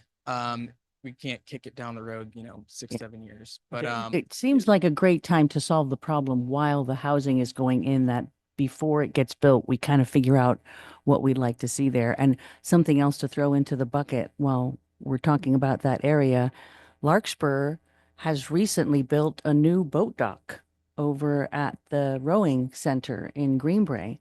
And Catherine Way sort of headed that up. It took 9 years. But she says we could totally rebuild that Higgins Landing. It's doable. It used to be a boat dock. So how can we put that on the 5-year plan? Maybe. yeah, happy to take notes. In terms of funding and cash flow and whether we push it on, it doesn't matter because it's almost all funded by grant funds. I'm talking about Lucky Drive. And then as for Higgins Lane, I know it's in the master plan.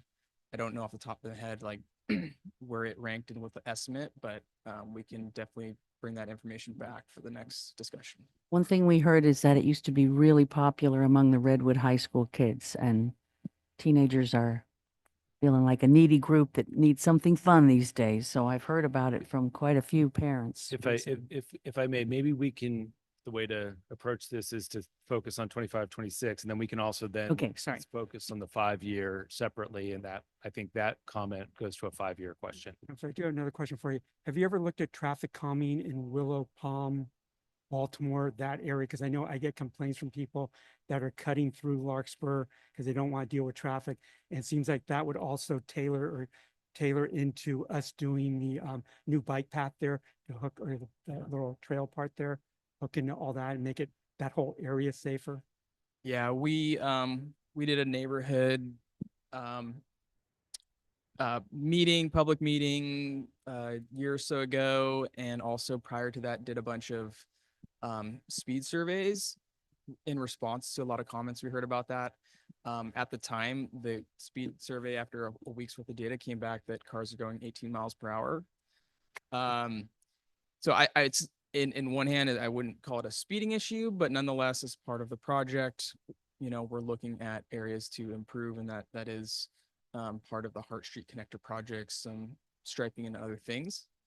But yeah, that's on Palm. We didn't do speed surveys at everywhere else, but that was where we got the most complaints. So. Okay. A follow-up question on that, if I can. If a neighborhood wants a speed bump, if they really are having a serious problem and they want a speed bump, is that a consideration? What should we do with somebody who asks us that? We would rather understand what's the speeds, what's the behavior. You know, in my view, from just doing this for a while, you know, speed bumps is a tool. It's not a it's not the best tool. It's kind of like a last resort tool. You know, we don't have a town speed hump policy, but Port County of Marin does, and it generally talks about, it shouldn't be used for, speeding over 30 miles an hour. It should only be residential roads. Something frequently that people say is they want it, just not in my front of my house, because as people go over it, it makes a big sound, keeps them up at night. Mhm. And then also there's it's well documented, people speed up after the speed hump to catch up to where they were in their pace. So I think we'd Okay. rather do case by case. We don't need to go and into look at detail. I was just individual- wondering what I Yeah. say to people. That did come up on El Camino, and they put in traffic calming on El Camino. Mhm. And the Oh. neighbors there in the beginning was like, oh yeah, we want speed bumps, and all of a sudden it's like, A they gentle didn't want speed bumps. so they cut reminder it out. to council to Okay, so stick yes, to this the is- agenda item. We shouldn't get onto things in detail. So Jim, do you have something else on the, Yeah, it's related to this Lucky Drive bicycle path or whatever. Will that be physically separated from the traffic with the cars, or will it just be a stripe? I believe it's similar to what we have on Nellen, which is a 2-foot stripe buffer with delineators. Okay. okay, anybody else on? I'm just going to run through this kind of quickly because I had a lot of questions. The Paradise Drive Complete Streets. So some of that is a local grant, but wasn't there also money from Marin Country Day? Didn't they contribute to that? And is that accounted for there, or is that in addition, or is that already part of the 650,000? I think that's a good question. Maybe Chris or RJ, can you answer that, Chris? Yeah, it looks like These are all questions you could get back on later. I don't need answers tonight. we need to confirm that. So yes, they are contributing funds, both them and Marin Montessori, and so we need to account for that in the in the Okay. table. Okay, and then something that Adam and I have talked about, and I know how others have talked about, is this big vacant pop of building behind us here that seems to want a clock or a sign, Town of Corte Madera, California, something like that. So that feels like that should be in the budget at some point, or we should be talking about a budget for kind of the finishing touches on Town Hall. There's still a few other things that have been discussed. There's the group that wants the hanging flower basket and things like that. So I'd just like to see a category in here for that. Some of those are under, I think, the general CIP. We have miscellaneous small projects. Okay. And things Yeah, like you know that. what? I bet you everything I have is like a small project that should just go under those things. I don't have any major issues with anything. Except for the community center. I think we have underinvested. This is the big heart and soul of the community, and it's still, I mean, we've done some good things there, and I know there's money for the doors, which I really appreciate, because I do think that's a liability and an ADA issue.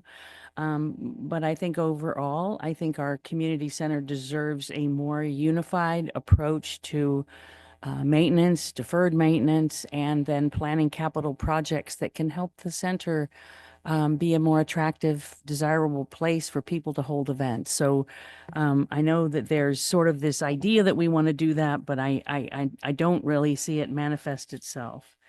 Community facilities at Park Madera Center, we've already got the dance club there, and I know this is going to be down the road, but somehow we should be talking about those kinds of things.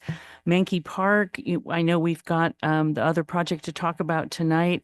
And people were interested in that, but the number one question, well, where's the restroom? They're looking at the plan. Where's the restroom? So I hope that's not a 5-year proposition, but maybe it is, but restrooms are expensive these days. But Mill Valley Refuse has offered to do something more cosmetically attractive with porta-johns. I don't know how they do that, but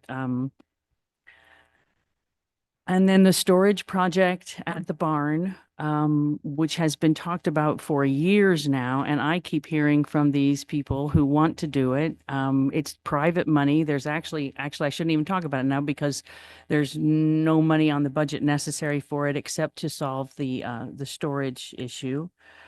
And then traffic calming at Menke, we did hear that people don't want the traffic to go either one way as the master plan suggested. They want to keep the traffic open, which I think is fine for now, but there needs to be some kind of traffic calming.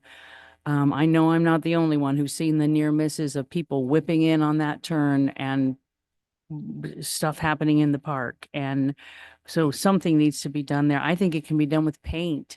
San Jose, can't remember, Santana Row did this beautiful thing on the ground that just looks like kind of like greenery, but you drive over it, so it makes you slow down because you realize something special is happening there. So, but that's a small capital project. So yeah, I guess these are all just smaller capital projects, and I won't go on to the 5-year at all for now. I do have one question on the 5-year for the Marina, and again, I apologize because my iPad died. On the Marina Village berm, it looks like going out, I think years 3 and 4, it's like 4 million, 4 million. So right there's 8 million. And then down below, I think there it says potential grant money of like 3 million, 6 or so each of those years. Is that 3 million, 6, which is about 7 million, 2 in grant money? Is that realistic? Is that something we've applied for and it's just going to take time to get? Yeah, so a couple of things on that. Essentially that the construction of that, we would need grant funds. And so we're hopeful that we can get it shovel ready and have it, prepared. And we're continually working with, we just had a productive meeting with Caltrans. We've been working with folks in other jurisdictions in Marin, and we're really pushing the importance of that project. But I guess if we weren't successful getting grant funds, we would just have to push back the project until we can get grant funds for that project. Okay. But generally speaking, and the whole FEMA funding is really up in the air at the moment. But the values we listed under potential grant funds were based on a 10% local match toward those projects, but otherwise being funded by FEMA or others. We're, as a backup to the funds for Marina Village that we have been selected for, we're also applying for a grant through the Ocean Protection Council in California to kind of give us some options, hopefully, if things, get rescinded. Yeah, Okay. and just to add to that, and we've also talked about, even if we don't get funding for this project, we're gonna have to do some sort of near-term mitigation measure. Obviously, we have some sandbags out there. We're gonna have to continue to do some much smaller but still hopefully effective work out there on that berm in the immediate near term.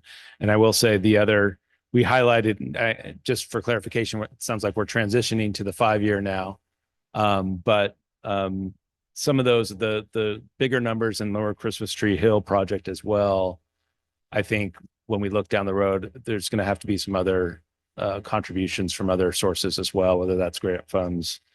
We're trying to do the same. And I think when we started this project and the contract for consultant services was approved by the council, and that's what's being worked on right now, is the same sort of concept. Let's get these things designed, shovel ready, like a great project that people can latch onto, and then go hit hard with sort of potential grant funds for supporting the town in accomplishing these climate adaptation efforts and projects. At the end of the day, if we are unsuccessful in that route, we probably have to open up and expand the potential options that we may want to consider to seek additional funding, especially for something that I think like the Marina Village berm project, which we've talked about the vulnerability, but we may have to sort of seek some additional, whether that's assessments or some other funding revenue source that comes to support those big numbers there. And with that, and just another response on the 5-year draft, and again, this is informational, but you can see that in each year, 26, 27 through 29, 30, under Parks and Recreation, for example, there are, we've 200,000 each year set aside, and that was through set aside for 100,000 of that is the recreation capital project fund. And then there's a Measure A Parks Fund that essentially will come in over the next 4 years. And so either whether that's a conversation each year to have with the council about how you want to program those funds. And what if we want to increase those funds? I mean, to me, if we're going to start putting aside money to do any kind of significant capital work at this 1951 building, we're going to need to either save up or finance it in some way. And this town has never shown, and it's not you, but this town has never shown the willingness to really invest in this community center. So if we need to save up for it, then that means 500 a year or more, definitely more than 100,000 a year, which barely covers, an upgrade to a bathroom. I mean, well, I think the whole, and this is where I think this information is supposed to be helpful for the council to understand the competing interests and expenditures that we have already lined up down the road. And so I think that's a great conversation to have. I mean, I think it's great what we're doing with climate out on the berm, and I would support that 100%. But it seems like because it is a neighborhood, and just like the Lower Christmas Tree Hill project is a neighborhood project, that it would make sense for maybe those residents to kind of kick in a little bit and do some kind of assessment district, even if it's kind of a moderate or minor thing. And then to keep in mind that these community facilities that I go on about really are there for the entire community, for all of the community. So to me, they should come first. And the other point I want to make about the climate work, it's amazing what you're doing. I had some friends visit from Washington, D.C., who've worked for years in federal government, and they could not believe that a small town like Corte Madera was saying, oh, yeah, we got climate change. We're going to fix that. There's no some other small towns doing that. So it's amazing that you're doing it. But yet, is it realistic that we really can? So I don't want us to lose focus of the things that would really help everybody in town. No, and I think that's fair. And I think one of the things we can do, and this is a conversation again, where perhaps we do these workshops on a yearly basis to get the council's feedback on really where we want to prioritize in any given year. I think this is intended, even without the climate adaptation projects. I think the big one on the horizon that we really need to fund and look at is the Shorebird Marsh pump station replacement, which is a big number. And so even just keeping up with some of those projects and granted, and that's public safety, that's overall safety of the town, right? So, and granted, I will just say, this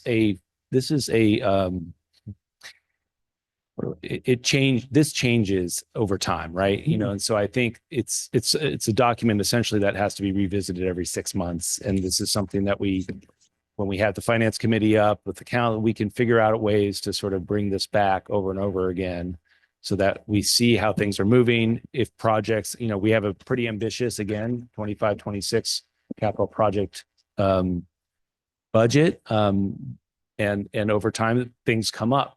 You saw Paradise Drive Complete Streets project. We were hoping to do that this last year. It gets pushed out, so things, it's a, the exact word is escaping me at the moment, but it's fluid. It's a fluid sort of document that needs to be, it's not set in stone. I'm just trying to say that. So we're doing our best to estimate what we want to get to in the next year. And then looking out 5 years, I think is good because you get a sense of what we need to accomplish. Yeah. But, I think the other thing I'm sorry that ties into this is that since all this money is sales tax or the bulk of this sales tax driven, we should be doing a 5-year financial projection on the sales tax money and those other items, not just for CIP, but for intergenerational center and all that. And the other thing is you're right, because these are only projections and we already know sales tax, it's car driven, mall driven, economic driven. And if that tanks or there's a recession or something, that could change a lot of these numbers. It does. And I will say though, the last line on this, the bottom of that, right before it says the total funding surplus or deficit, Those were the most recent figures that we did get from our sales tax advisor on sort of the They're way down. current moment in time. But yes, that does change we meet with them every quarter and Changes every week. right. So it's something we have to revisit, but I think the idea with this 5 years to have a good solid foundation with which to sort of start to plan for future the decisions that we're talking about tonight in terms of where to put the resources that we do have. And it's finite amount of resources, it's limited, and there's a lot of different needs. Yeah, and if I could add to that, I mean, having, and you all know this, having Measure F revenue, the way that we have it, just actually gives us a fighting chance at addressing things like, all the flood control needs that we have, the climate adaptation, all that work. Without it, we'd be in a much worse condition. For the Marina Village berm project, I mean, I do view that as a public safety along with the Lower Christmas Tree Hill. That's a project where if the berm breaches, it floods all the way across 101. And, you can imagine, 4+ feet of water up above the road in locations. And so, it would not be a good thing for the town in any way. And then same thing with Christmas Tree Hill. We've documented it well since 2019 and prior. It's we've all been up there. It's windy, it's steep, it's the roads themselves are narrow, they're hard to navigate, and there's really only one egress point at the bottom of the hill. And so this really does address our most vulnerable hillside neighborhood. So. But undergrounding of utility lines is not something the town is planning to pay for, correct? Well, that's not how, so we established the underground district in 2021. And so we have $350,000 of PG&E credits that will go to that. But the balance at this stage, PG&E will not start the work until we commit to find funding for the rest. And so there is going to be a balance of somewhere of $700,000, $800,000 on that aspect. How many houses are you undergrounding? It's really just to go, right? So we've got the funnel that all comes down from Edison and Redwood. It's really just to go adjust that very chute down to the bottom of Redwood, 1 block up, 1 block left. So that way, if anything ever blocked the way in terms of electrical, high voltage wires or anything, you'd have a redundant route. So it's about $1 million to do that. But do you think it's a safety thing for the whole hillside? It's a valuable safety thing to do for the entire hillside. Okay. All right. Well, that's good to hear. So I just have a couple questions here on the 5-year under Parks and Recreation. I think this must have been an error because it's on the 5-year plan, but it's the picnic area, the community center doors, the Mankey Park improvement. That's all things that are happening now, right? That's all short term. At least I hope we're not going to wait 5 years for the. No, it's in the first year. So if you look at the top where they are listed, you're right. I mean, There was nothing forwarding from that, and this wasn't on the short term. These weren't broken out on the short term plan. It is on the yellow sheet. They should line up the same. There's about $1 million. Okay, the picnic area. Okay, so it's just a repeat.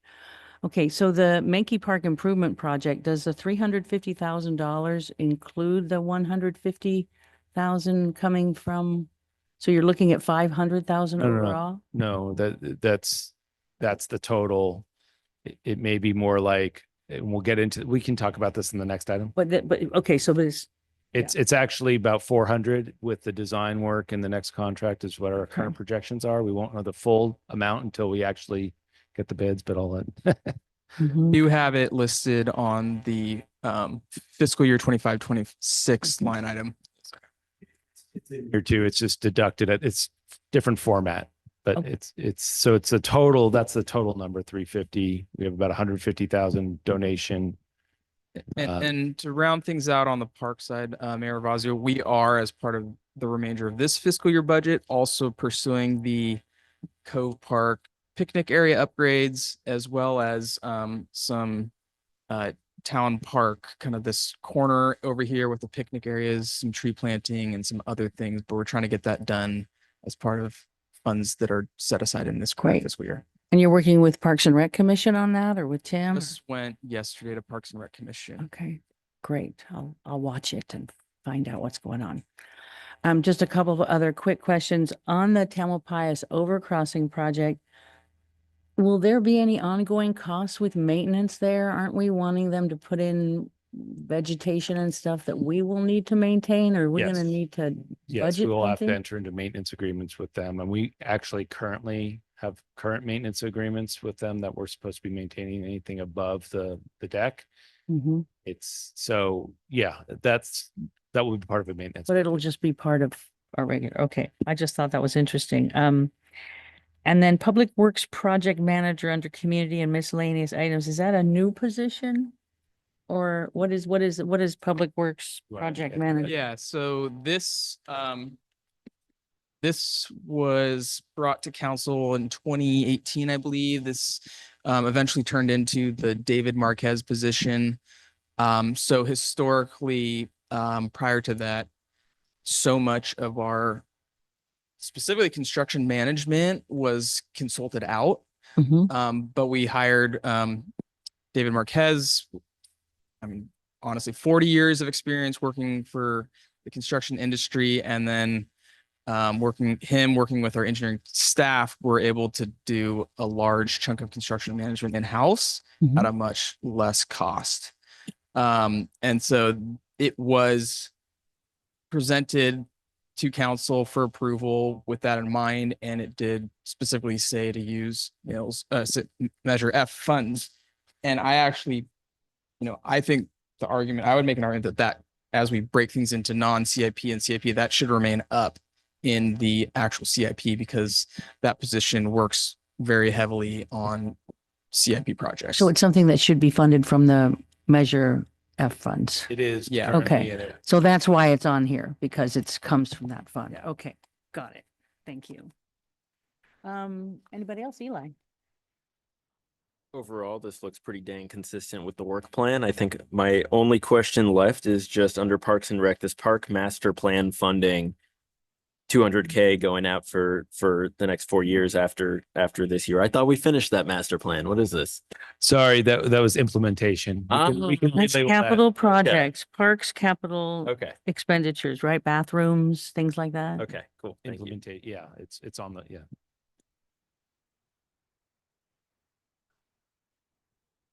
Ooh.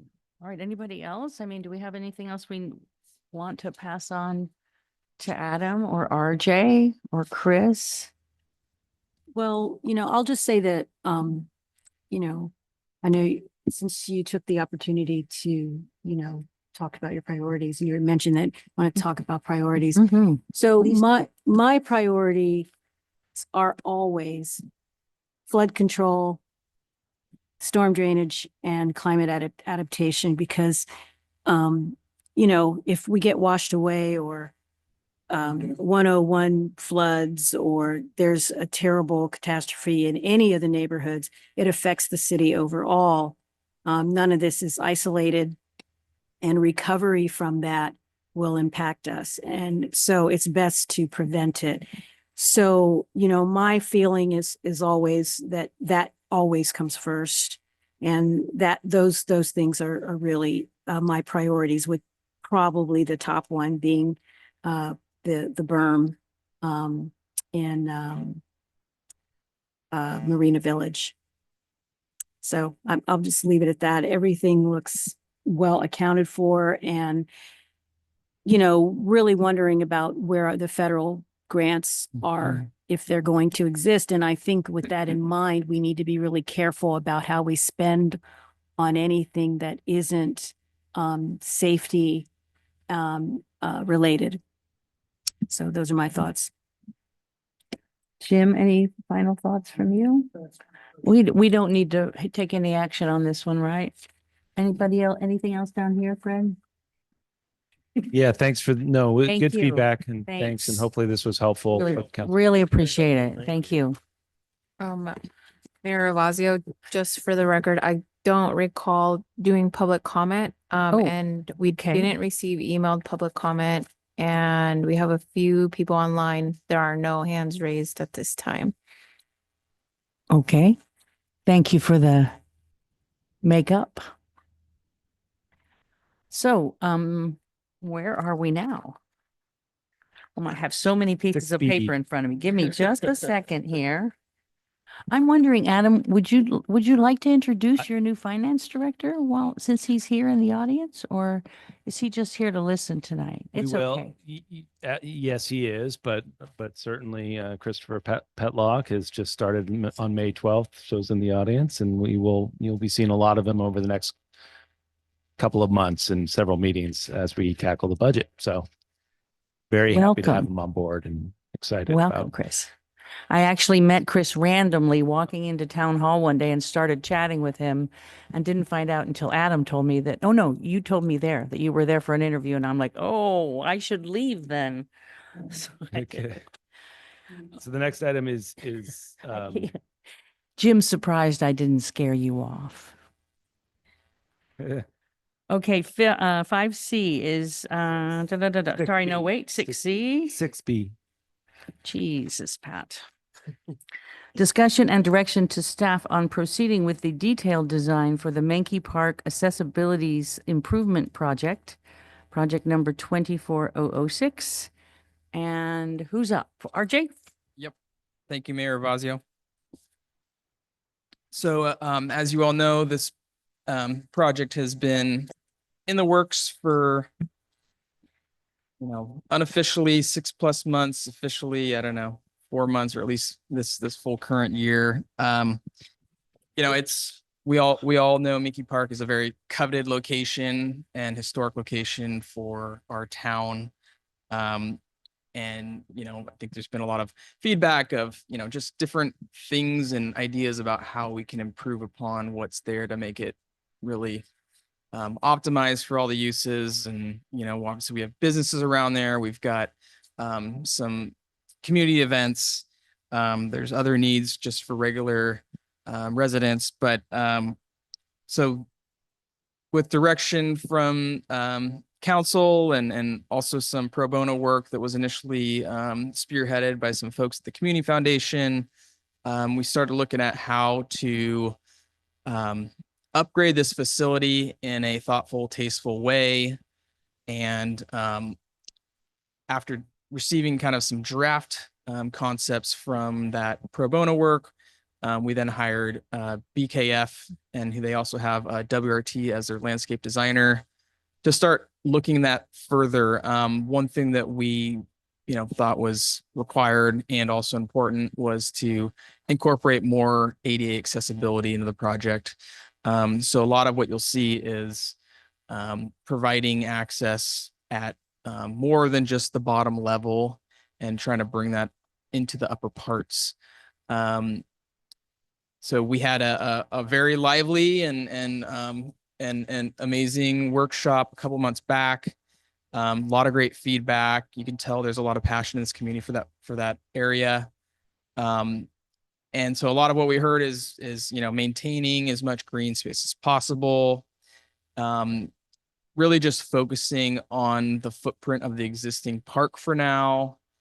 And there was a tremendous amount of support for doing that. So, but nonetheless, given the magnitude and importance of this facility, we thought it was important to bring it to council to just, confirm that we're heading in the right direction. So we've obtained some initial the proposal to take this project really to a point at which we can bid it. We were using the same consultant team, BKF and WRT. And want to open up for discussion if there's any comments about the direction we're heading, and if we should issue that contract. We also think there's an opportunity, to come back to council potentially at somewhere in the 70-80% range to show some of the work that will occur over the next 3 to 6 months, so we can get a little more feedback from you all in the public. We don't want to design this thing in a vacuum, and so that's something we've incorporated into the proposal that we received from BKF and WRT. And so with that, happy to answer any questions you may have. Mayor Ravazio, if I can just add one small other important point, though. I think one of the goals here tonight as well is we have received some communication from the Corte Madera Community Foundation that they want to contribute $150,000, a significant amount, to this project to make it a reality, which is obviously, we just talked about how important any additional funds are. So I think it's important to recognize this as an opportunity. If the council so chooses, wants to move this forward, that would indicate to the community foundation that they can go ahead and start that fundraising effort with the summer concert series sort of starting right around the corner.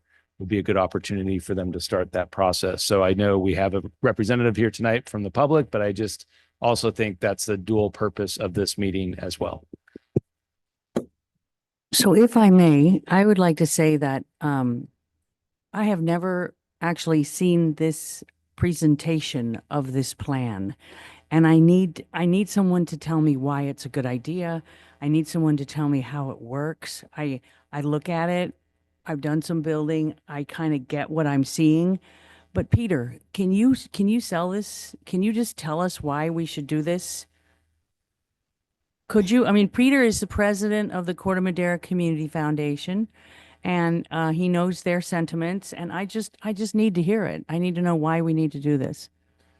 Good evening, council and mayor. Very glad to be here. So you've opened public comment. So that's my. Can we give him a longer time, please? Can we give him 5-7 minutes? Yeah. Okay, so let's just, Peter, take it away. Okay, well, thank you very much. Want to make sure that I can be heard. I can't hear myself. So the foundation has been working on this for some time now. You're aware of it, and I think that town staff is very aware of what we've wanted to do to improve elements of the park. So the park has some very dated landscaping around it that needs to be upped. There's some grading that needs to be done. And the idea was to simply go about it and create a better pathway and get the park more welcoming to more people. You can see on concerts that people are putting their lawn chairs in the agapanthus and so forth around the park. So the idea is to clean it up. And then RJ and staff looked at it and said, well, gosh, if you're going to do that and create it a pathway, it's got to be ADA compliant. We can't just touch the park and say this is good. We have to make it fully functional and fully compliant.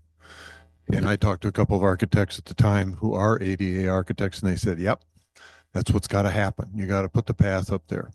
So in this drawing, the pathway that leaves from the current entry to the top of the page there will wind around and provide a pathway required to the upper part of the park.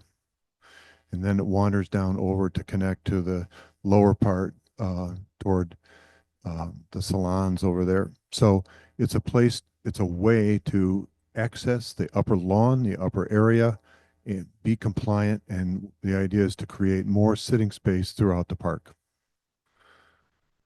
So that's in very basic Can you show terms. me where the additional seating space is? Well, with the removal of agapanthus and the leveling of the grade there around the pathway, there will be more seating space.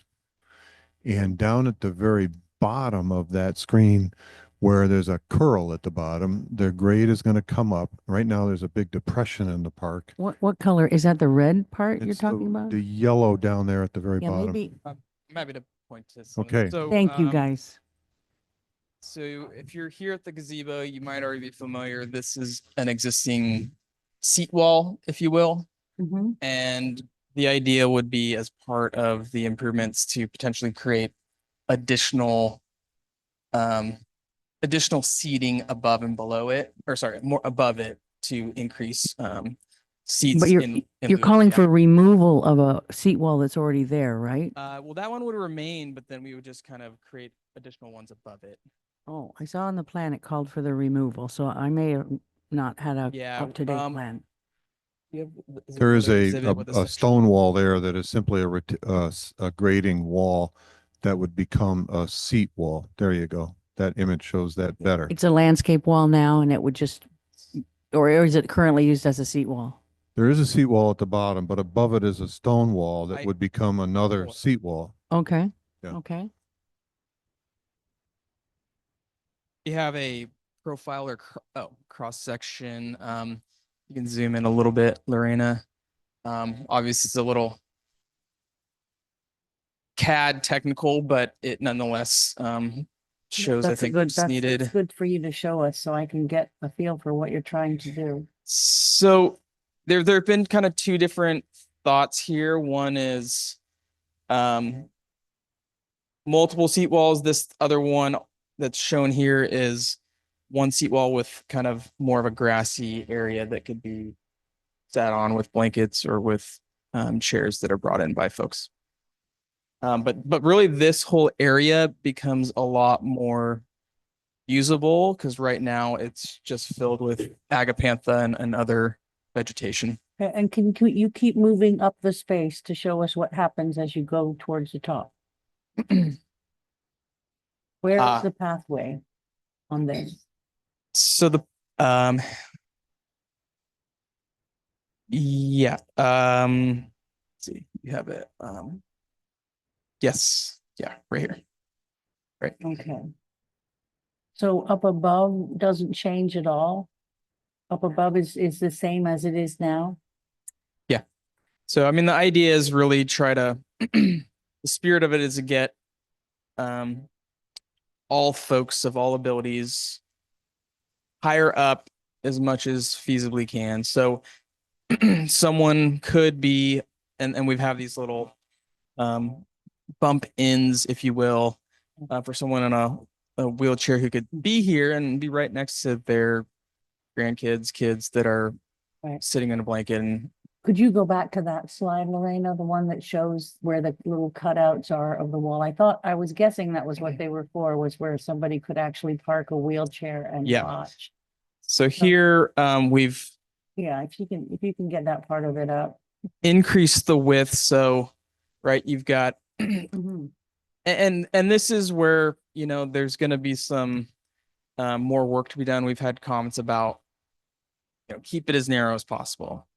So this is shown at 6, you know, we could go down to 4. There's still a benefit for, you know, someone who actually wants to, you know, park a wheelchair here and not get in the way of people passing. And that's where we have the bump out. We also could make the bump out more indented. Mhm. So that's really where I think there's more feedback needed. Yeah. So yeah, I think that just looking at this and trying to put it in light of what I know happens there now, I think if you have people sitting on the wall all along where the bump outs are, and there's people all sitting along there, that means their feet and their legs and their picnic baskets and stuff are going to be down there on the path. So we can have a sign that says keep the path open, but what we're doing then is creating sort of this thoroughfare, if you will, where the kids are going to be running and people are going to be walking and moving around as they tend to do, all while the people are trying to watch the music. It just feels like more confrontation and more problems. And I don't understand the 2 little tiny benches, what those are for. Is that where the mayor gets to sit? I don't know. Just kidding, but I think that if, you know, I had some great photos and maybe I can share them later. I just want to know that you're open to looking at design that really would maximize the seating while minimizing the impacts on the park. And I've seen ones where they just grade the land and they let the grass grow on it and it's already a seat wall, or where there would be what are they, continuous walls around, and around so that it feels more like an actual amphitheater going that way back up. I mean, if you're building 3 additional walls already, why not build them in a way that would really enhance the seating and would look better too. So I know you had a freelance pro bono designer do the work, and I know they've worked hard on it, and now we're moving into engineering, and this is always my greatest fear is that, you know, we don't have a great idea, we don't have a great design, but boy, we're going to put that engineering money in it, and then it'll be for real forever. And I'm worried we're going to do more harm than good, but I'm willing to go along with it if everybody else wants to go along with it. If we get just agreement that we're going to look at the design from a standpoint of, you know, what is our main objective? And as I understand it, it's to make it a more usable music venue while maintaining the lush green character of the park. Yeah, and earlier when I spoke, when I was talking about the seat walls, so that was one of the earlier concept was to have multiple levels of seat walls, and based on comments about kind of keeping it more green, we've now gone to a gentle slope that's going to be some version of turf that nice to look at. It's green and it also is functional. And you're not talking about AstroTurf, are you? No, okay. Okay, does If I anyone else have may I questions? continue to contribute to the conversation here? Yes, please. Okay, so, you know, I think that the understanding was that with this process started with the engineer, that there would be ideas brought to the table to figure out how best to do it. It's not set in stone. Nothing is set in stone right now, other than there has to be an ADA pathway that gets up there. The retaining walls become seat walls to help level the grades and create more seating. RJ just said that those paths can be reduced to a minimum necessary. The idea is to make it comfortable for people who are in wheelchairs, who you see there. I see them there all the time. They can get up there and be comfortable. Kids run around there, whether there's a path or not, that's going to happen. But I think people do respect what is a pathway and they won't block it. I think that they understand they got to keep it clear. They will. So that's all lost seating, right? Because you're going to use it now for the path. So those are net seats removed because you can't sit on the bike path. At least I hope they won't. I mean, on the ADA path. But we are creating, the idea is to create more level area where there was not seating before, where there was steeper grade and where there is agapanthus and planting throughout there. But the plan will have plenty of planting put into those areas and refreshed planting. And the idea is simply to get new trees in there for the next generation that will not die in the next 10 years. The idea is to plant new trees.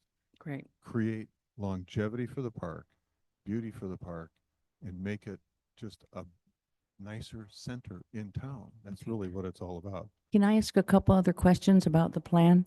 I don't want to take up too much time on this, but there's some important things here. Lorena, can you scroll up just a little bit? So these new stairways that come down, no, I'm sorry, the other way. So I can see, yeah. The new stairway that comes down from First Avenue, is that determined to be what it shows there, which is like big flagstones that drop down or something like that? Has that been thought out? So yeah, just to clarify, the exhibit we're looking at is the one that's most recently updated by WRT, the consultant that's hired by engineering. So one thing that we did that we feel is the reality is we looked at even removing the stairs, but we do think people are going to cut through either way. So it's appropriate to keep them and upgrade them. But no, there's still plenty of work here to. But they have to have a railing and they're going to be safety We haven't even steps. gone into, the exact Okay. feel of Okay, them. great. So that's definitely Okay, well, it sounds like this is not as locked down as I thought it was. So I'm fine. I'm fine. We can talk about some of the other details later, We do if have that's a okay. We do have a scope so we'll take the comments, but we do, that allows us, and I think RJ mentioned this in his presentation, that we'll bring it back when it's at 75 to 80% design. So it has more of the materiality, the details specified. It still allows it time to make some changes. Would it be possible for me to actually sit down at some point with either RJ or the designer the next time they get together and have some input into this? I've been going to this park for 35 years. I started Oktoberfest there in 1992. I really felt like recusing myself because it's so important to me. I have a hard time keeping tears out of my eyes when I talk about it. So I would like to be involved moving forward if possible. Can we have a subcommittee? Yeah, I think that would be the way to. Okay. If the council wants to approve a subcommittee to work on this. Eli, just want to be on it with me? Who else would like to be on it? I have a question. So above the 150,000 that is proposed, is there some idea of how much the completion would cost? In its, like, say it didn't change very much from what it is now. Yeah, so the most recent estimate was 340, 350 for construction alone. Okay. And then we've already spent about 25,000 or so on the work to date. And then the remaining scope is another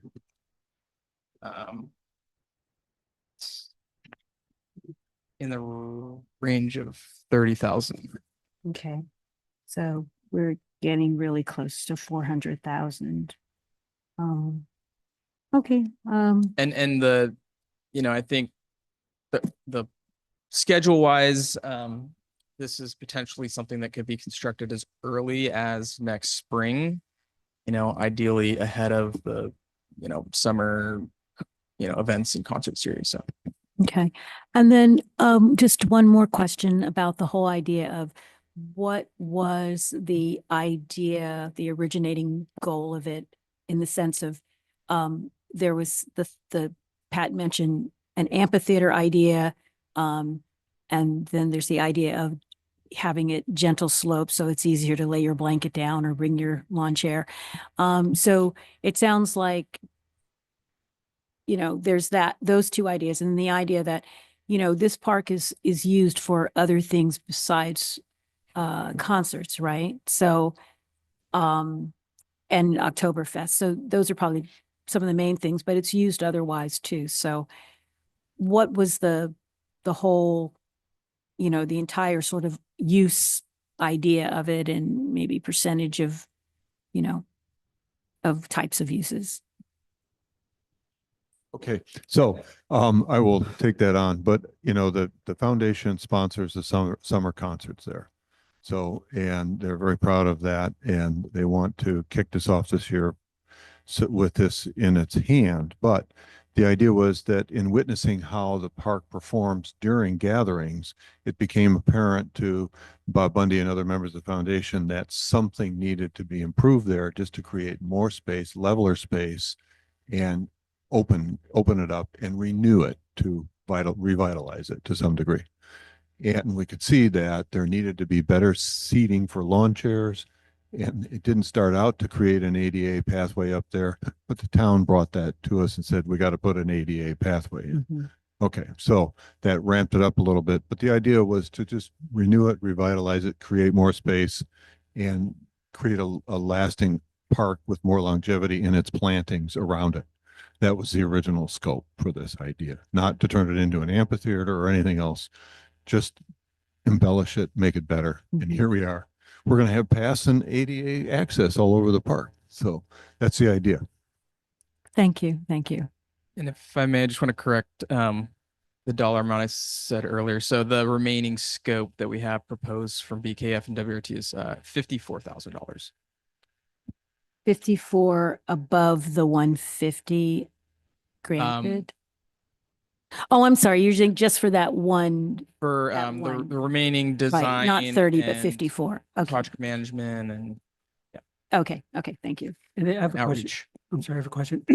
When would we expect the 150 to come in? Would that come in before we actually start work on the project, or that come in after? And Are we looking, again, I think because it's intergenerational, sir, are we looking at any type of donor agreement or? I assume so, given, yeah, where we are with the generational center and how that's playing out. So I think we probably should go down that road, but I think it might take 2 funding years, I would imagine. I don't know. We haven't actually had that conversation.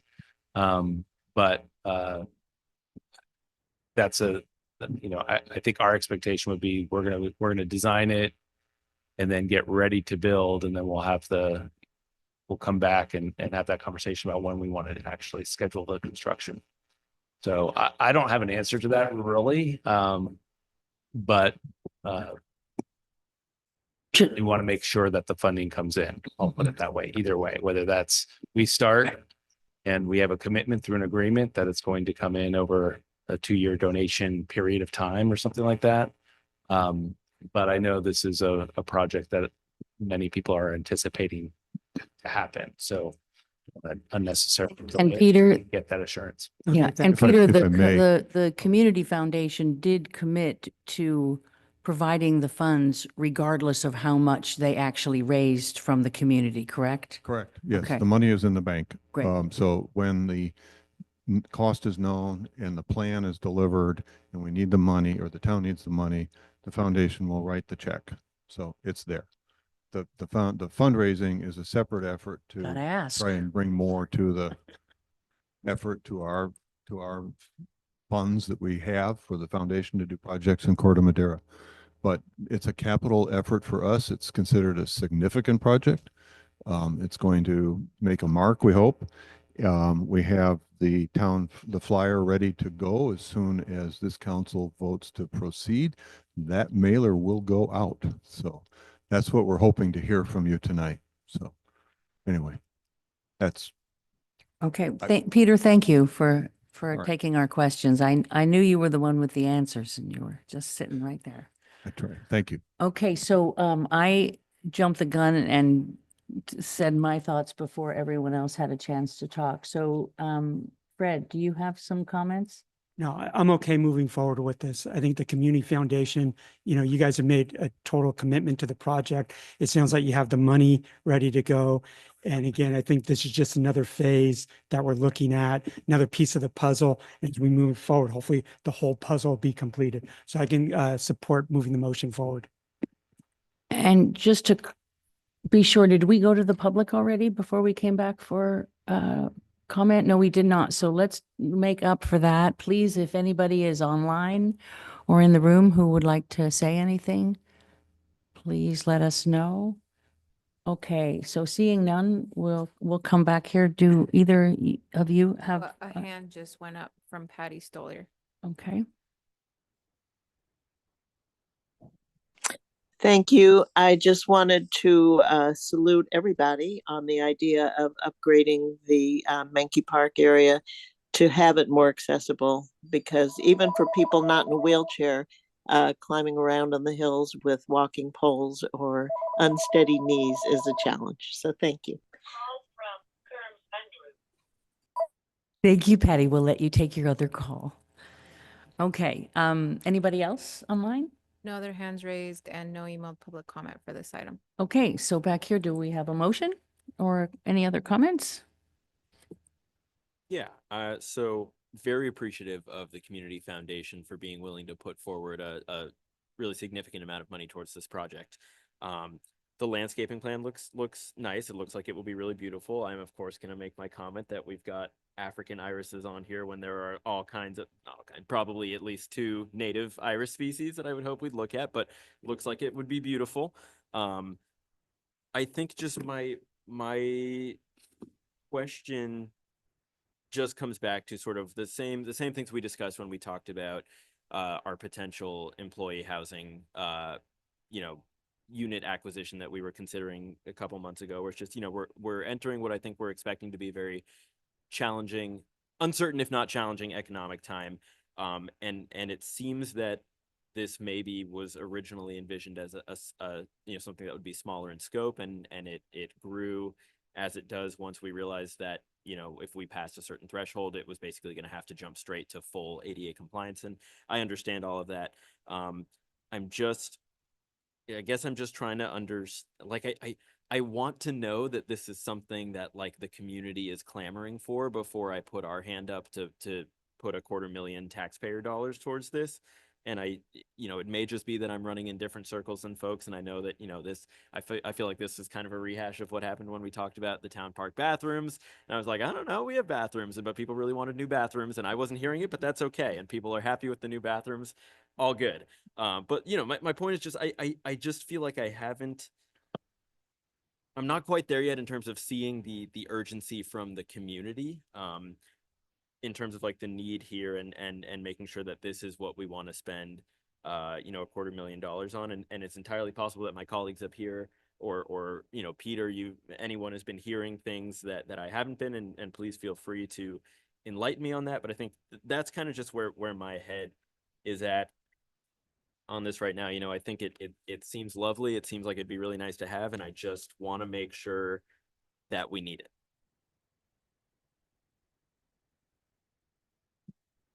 Anyone down here? Yeah, given my choice, I'd go for option 3, which is we defer it and think about it some more, because this particular park is sort of, a key part. It used to be the center of town. And I think we should step back and sort of look and see where we want it to go.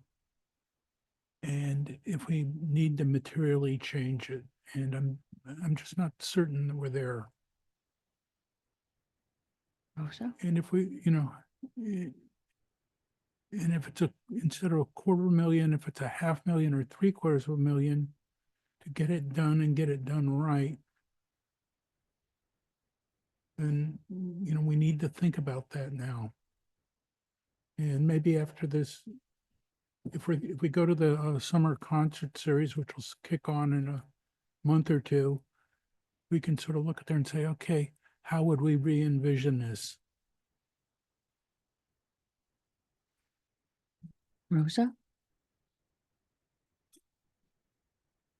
I will say I like where this plan is going. I like keeping the park as much green as possible and natural and just a place where people can throw down a blanket and relax. I hate to be the constant, but what about the money? But I wish there was some way to do it for less, but because I think it's really worthy, and I think it would be really a great enhancement. I'm pretty, clear about that.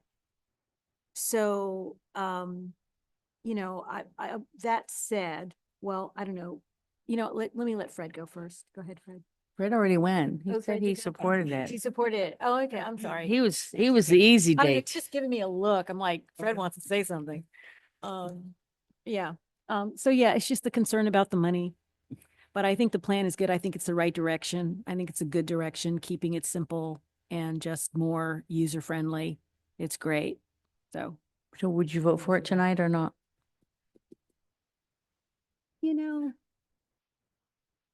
At this point in time, we're just voting for the 54 We're voting to go ahead with the engineering. engineer, which is like 54,000, correct? I 1,000 on that, and then Adam can speak to what signal that sends the community foundation. And sorry, just to interrupt, sorry about that. The recommendation is to discuss the information and provide direction to staff. No actual vote is necessary for this item. Oh, okay. so, That makes it easier. so the direction we would be, oh, go ahead. Still think we need, if we. You need to hear from each of us. You want to, Want collective direction. from okay, the council. all right, you, All right. yeah, because I thought that was what the foundation was asking for, was actual direction from the council. And if, yeah. So can we do that even though we're not on the agenda asked to do that? It's just, it's not about the foundation. It's about moving forward, which will I think is about moving forward the entire project. As I wrote in the staff report, this is an indication. Staff doesn't want to go forward with engineering if there's questions about doing the project as a whole. It's not good money spent at this time. So I would say the other thing, just in response to Councilmember Beckman's comments, as you may recall, I think it's been come out of when we do our strategic planning workshops and our work plans each year. The Park and Rec Commission does evaluate which projects they think are priorities to work on and to fund and to sort of make happen. And so that has been it has come from the Park and Rec Commission the last couple of years. And also was sort of came from the park facility master plan as well. So it's, I know the Community Foundation has supported that at each stop along the way, but it's, I don't think it's happening necessarily in the vacuum. We had a public outreach meeting as well with the community, and there was support generally for limited interventions, but yeah, it was actually pretty well attended. I would say 40 or so people, more than I was expecting. And I think there was an emphasis to focus on the existing footprint of the park at this time. So, and I don't know that it'd be interesting. I'd be surprised if people wanted to do a big shift on the existing footprint. And I say that because then it wouldn't preclude some of these other ideas as well in the future. So you're saying it wouldn't? It wouldn't preclude doing other things around it over time as appropriate. And we heard about, that people appreciated kind of the use and the space, but acknowledged that it could be kind of upgraded and also understood the ADA component. And so if we do address that, I think that's relatively a prudent use of funds that aren't going to be wasted over the near future. Okay. So are we just gonna go one by one and say whether we support it? I would like to say something if I could at this point. I think, Jim, you were so right in pointing out that this is our downtown. This is downtown Corte Madera. Nobody calls it that, but this is all we got. The shopping malls are not downtowns. They'd like to be our downtowns, but it doesn't qualify as a downtown, not in Marin County, not when you got cute little Larkspur and Mill Valley nearby. So I have seen a lot of things in this town go through and not go through. And one thing I have seen is the power of momentum and the fact that this has been worked on for so long. And, the Community Foundation managed to wiggle its way in the back door and go to work with Public Works without the council seeing it first. That kind of got my ire up a little bit, because I do feel really committed to this park. But, and I was really against it. I was thinking you were going to ruin the park. And I kept thinking of the Hippocrates Oath, first do no harm. But now I understand the plan, having it, presented in more of a logical way, and understanding that there's still going to be nice sloped, grassy, natural turf areas. And it's going to feel like a nice natural landscape. It's just going to happen to have this really great functional path through there. And to be honest, Patty Stolier, she speaks for what, 40%, 50% of us now who are getting on in years. So the investment in that, in terms of just using the park, whether you're there for a concert or you just want to, picnic on a bench. So this is our downtown. I think we need to keep the momentum going. I would really encourage you to believe in the future. It's not all dire. There's going to be good years of tax revenues ahead. And I think Corte Madera is doing great things. I think our overcrossing is going to make more people want to come and shop in Corte Madera. So I hope we can be positive and give the Community Foundation the pat on the back they need for working on this for so long and really being open and listening to all the input. And as long as you'll continue to do that. No, I can't hold you hostage for that, but I would support this. And I think, but the money's more. It's 500. You got 150 from the foundation and then another 350. It's in the budget. So that's what it's written. So I think we are going to probably end up spending that, but I think we should spend that. So Yeah, it's so an investment in our downtown. It'll make our downtown look maybe close to the quality of our shopping malls. I mean, we got Taj Mahals out there, and here we got,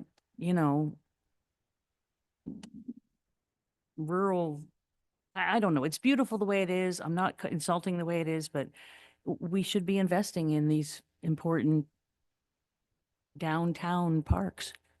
It's the only downtown park in all of Marin County. There's no other downtown park.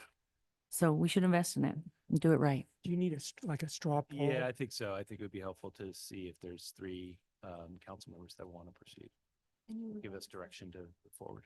Yeah, I was just about to say, Adam, I appreciated you bringing up the Parks and Rec master plan because I'm kind of trying to look for ways to justify supporting this project. I have asked, for somebody to please tell me if this is something the community is clamoring for. Nobody has told me that it is. I'm looking at the Parks and Rec master plan now. We're talking about, I think it's a $400,000, right? Is our upper bracket of what we're talking about? Yeah. So we're talking about $400,000 now, but I'm looking at the Parks and Rec. I mean, so we're talking about $400,000 for a project where the main portions are pathway, seating, and landscaping. I'm looking at the Parks and Rec master plan. Some of these items are here for Mankey Park. So we've got recommendation, create additional pathway to upper level seating areas, $50,000. We've got create additional seating, $5,000. So it seems that the costs that were contemplated in our master plan are not really. Yeah, but I would say, I mean, those were very rough. They weren't an actual assessment of, they were sort of trying to do order of magnitude.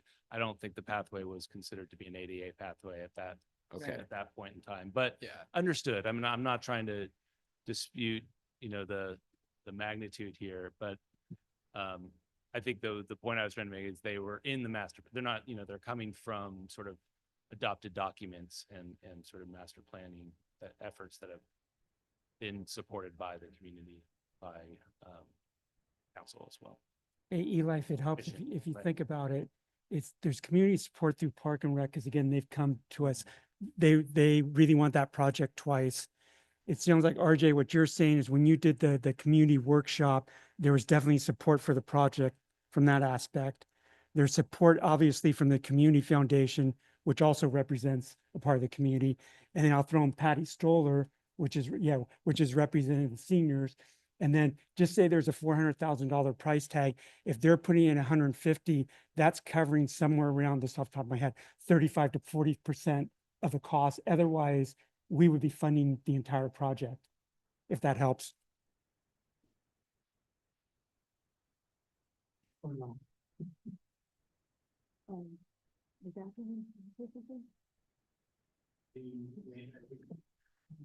Yes. Try to.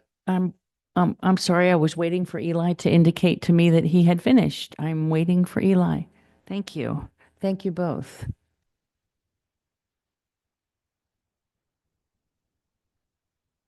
We're all staring. What did we get? Silence is a beautiful thing, people. He's thinking. Give him a second, please. So while he's thinking, if it helps, I can support the project and moving forward. with it. Okay. Can anybody else support the project and moving forward? Because if so, we've got three, because you've got me. Okay, I'm going to be uncharacteristically spendy and say I support it. Okay, there we go. And hopefully by the time this comes back to us next, I will have heard from many, many community members about how important this is and how excited they are about it. And it sounds like Jim just needs a little bit more information and time on it too. So I think you're pretty Probably good. What I need is somebody to take me out there and literally walk through. This is where the path is going to be. You know, Mhm. what we've seen are a couple of diagrams that I don't have a microscope, so I couldn't actually read it. So, Peter, would you be willing to do a field trip? Okay, great. Maybe Jim's Over the the other one long on the weekend. subcommittee. over the long weekend. Okay, and we are asking, I would like to ask that there be a subcommittee of the council, just a very informal one, just to weigh in, if we could. It's such an important property in town.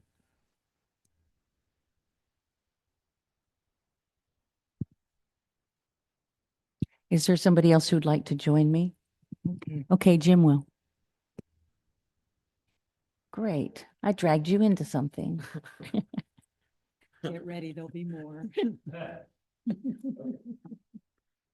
Okay, so we do not need to take a vote on that, and I think that was our last item of business. So that takes us on to the manager's report. And for the sake of time, I'm going to pass on the manager's report tonight. Okay, Or do we want to do sewer district?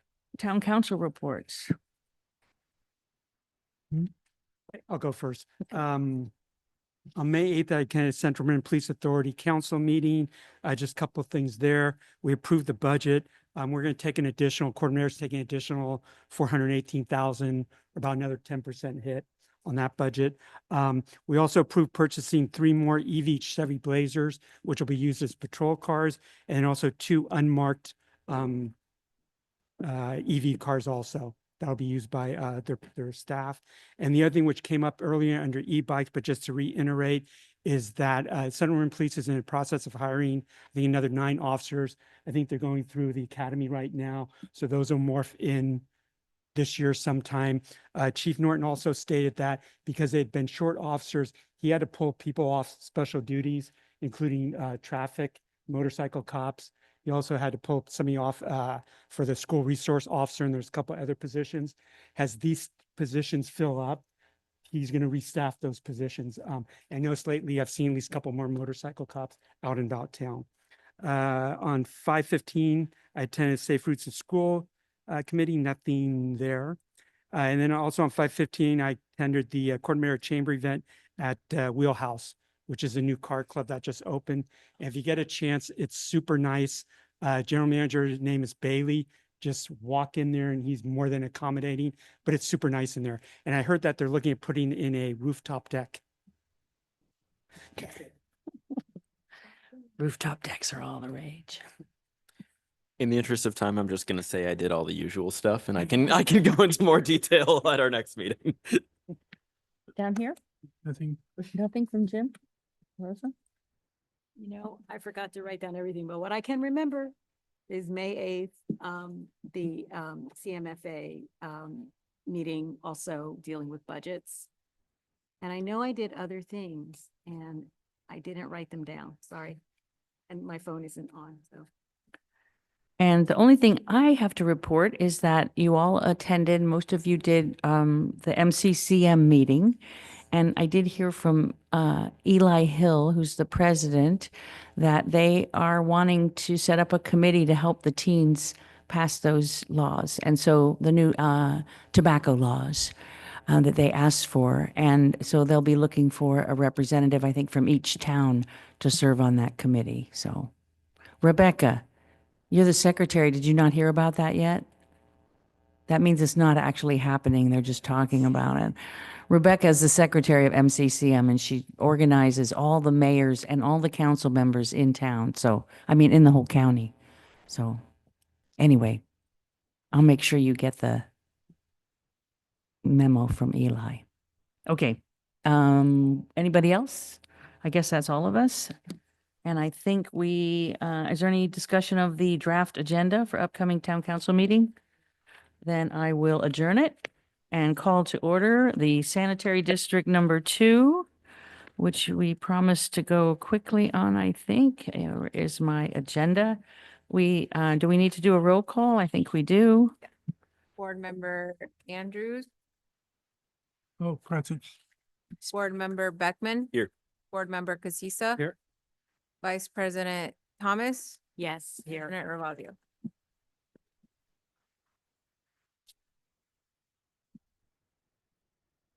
I have staff reports. Can I please see them?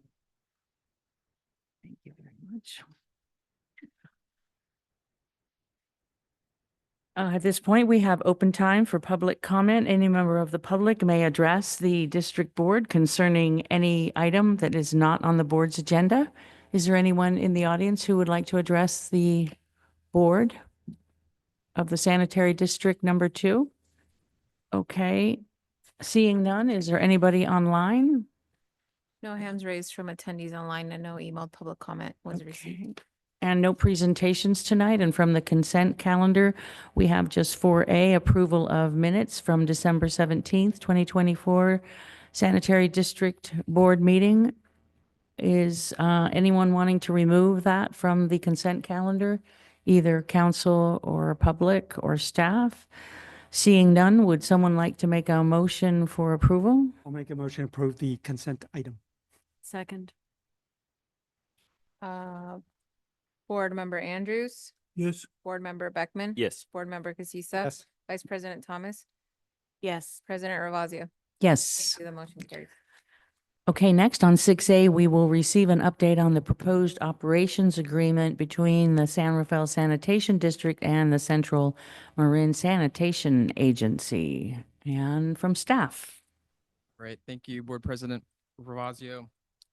So give a little background on the Central Marin Sanitation Agency, JPA, was established in 1979. It consists of 3 agencies, us, Ross Valley, and San Rafael Sanitary District. So San Rafael serves primarily San Rafael, but also unincorporated areas of the county. Ross Valley serves Fairfax, Ross, San Anselmo, Larkspur, and other unincorporated areas of the county as well, such as Sleepy Hollow, Kentfield, and Greenbrae. And you all know who we serve. And really, this item was brought up. It's been something that's been going on, for upwards of a year plus now. And really, it was driven by concerns from San Rafael Sanitary District, who was having ongoing staffing challenges being under the umbrella of the San Rafael city. And so they were looking at ways to, fix that staffing issue and started looking at alternatives on what they might, how they could solve them. So for a period of time, the CMSA and San Rafael have been working on an agreement to potentially have CMSA really take over much of the staff from San Rafael, but also allow the staff to continue to do much of the functions they do to serve their current constituents. That includes collection system management, regulatory compliance, financial and administrative oversight, employee management, emergency responsive services, and public outreach. So this goes all the way back to some work that was done by the San Rafael Sanitary Commission in 2021, and then they looked at options of how they could address their ongoing staffing issues, and then it kind of sped up where the CMSA board established an ad hoc committee in March of 2024 to start kind of working its way through this a little more officially.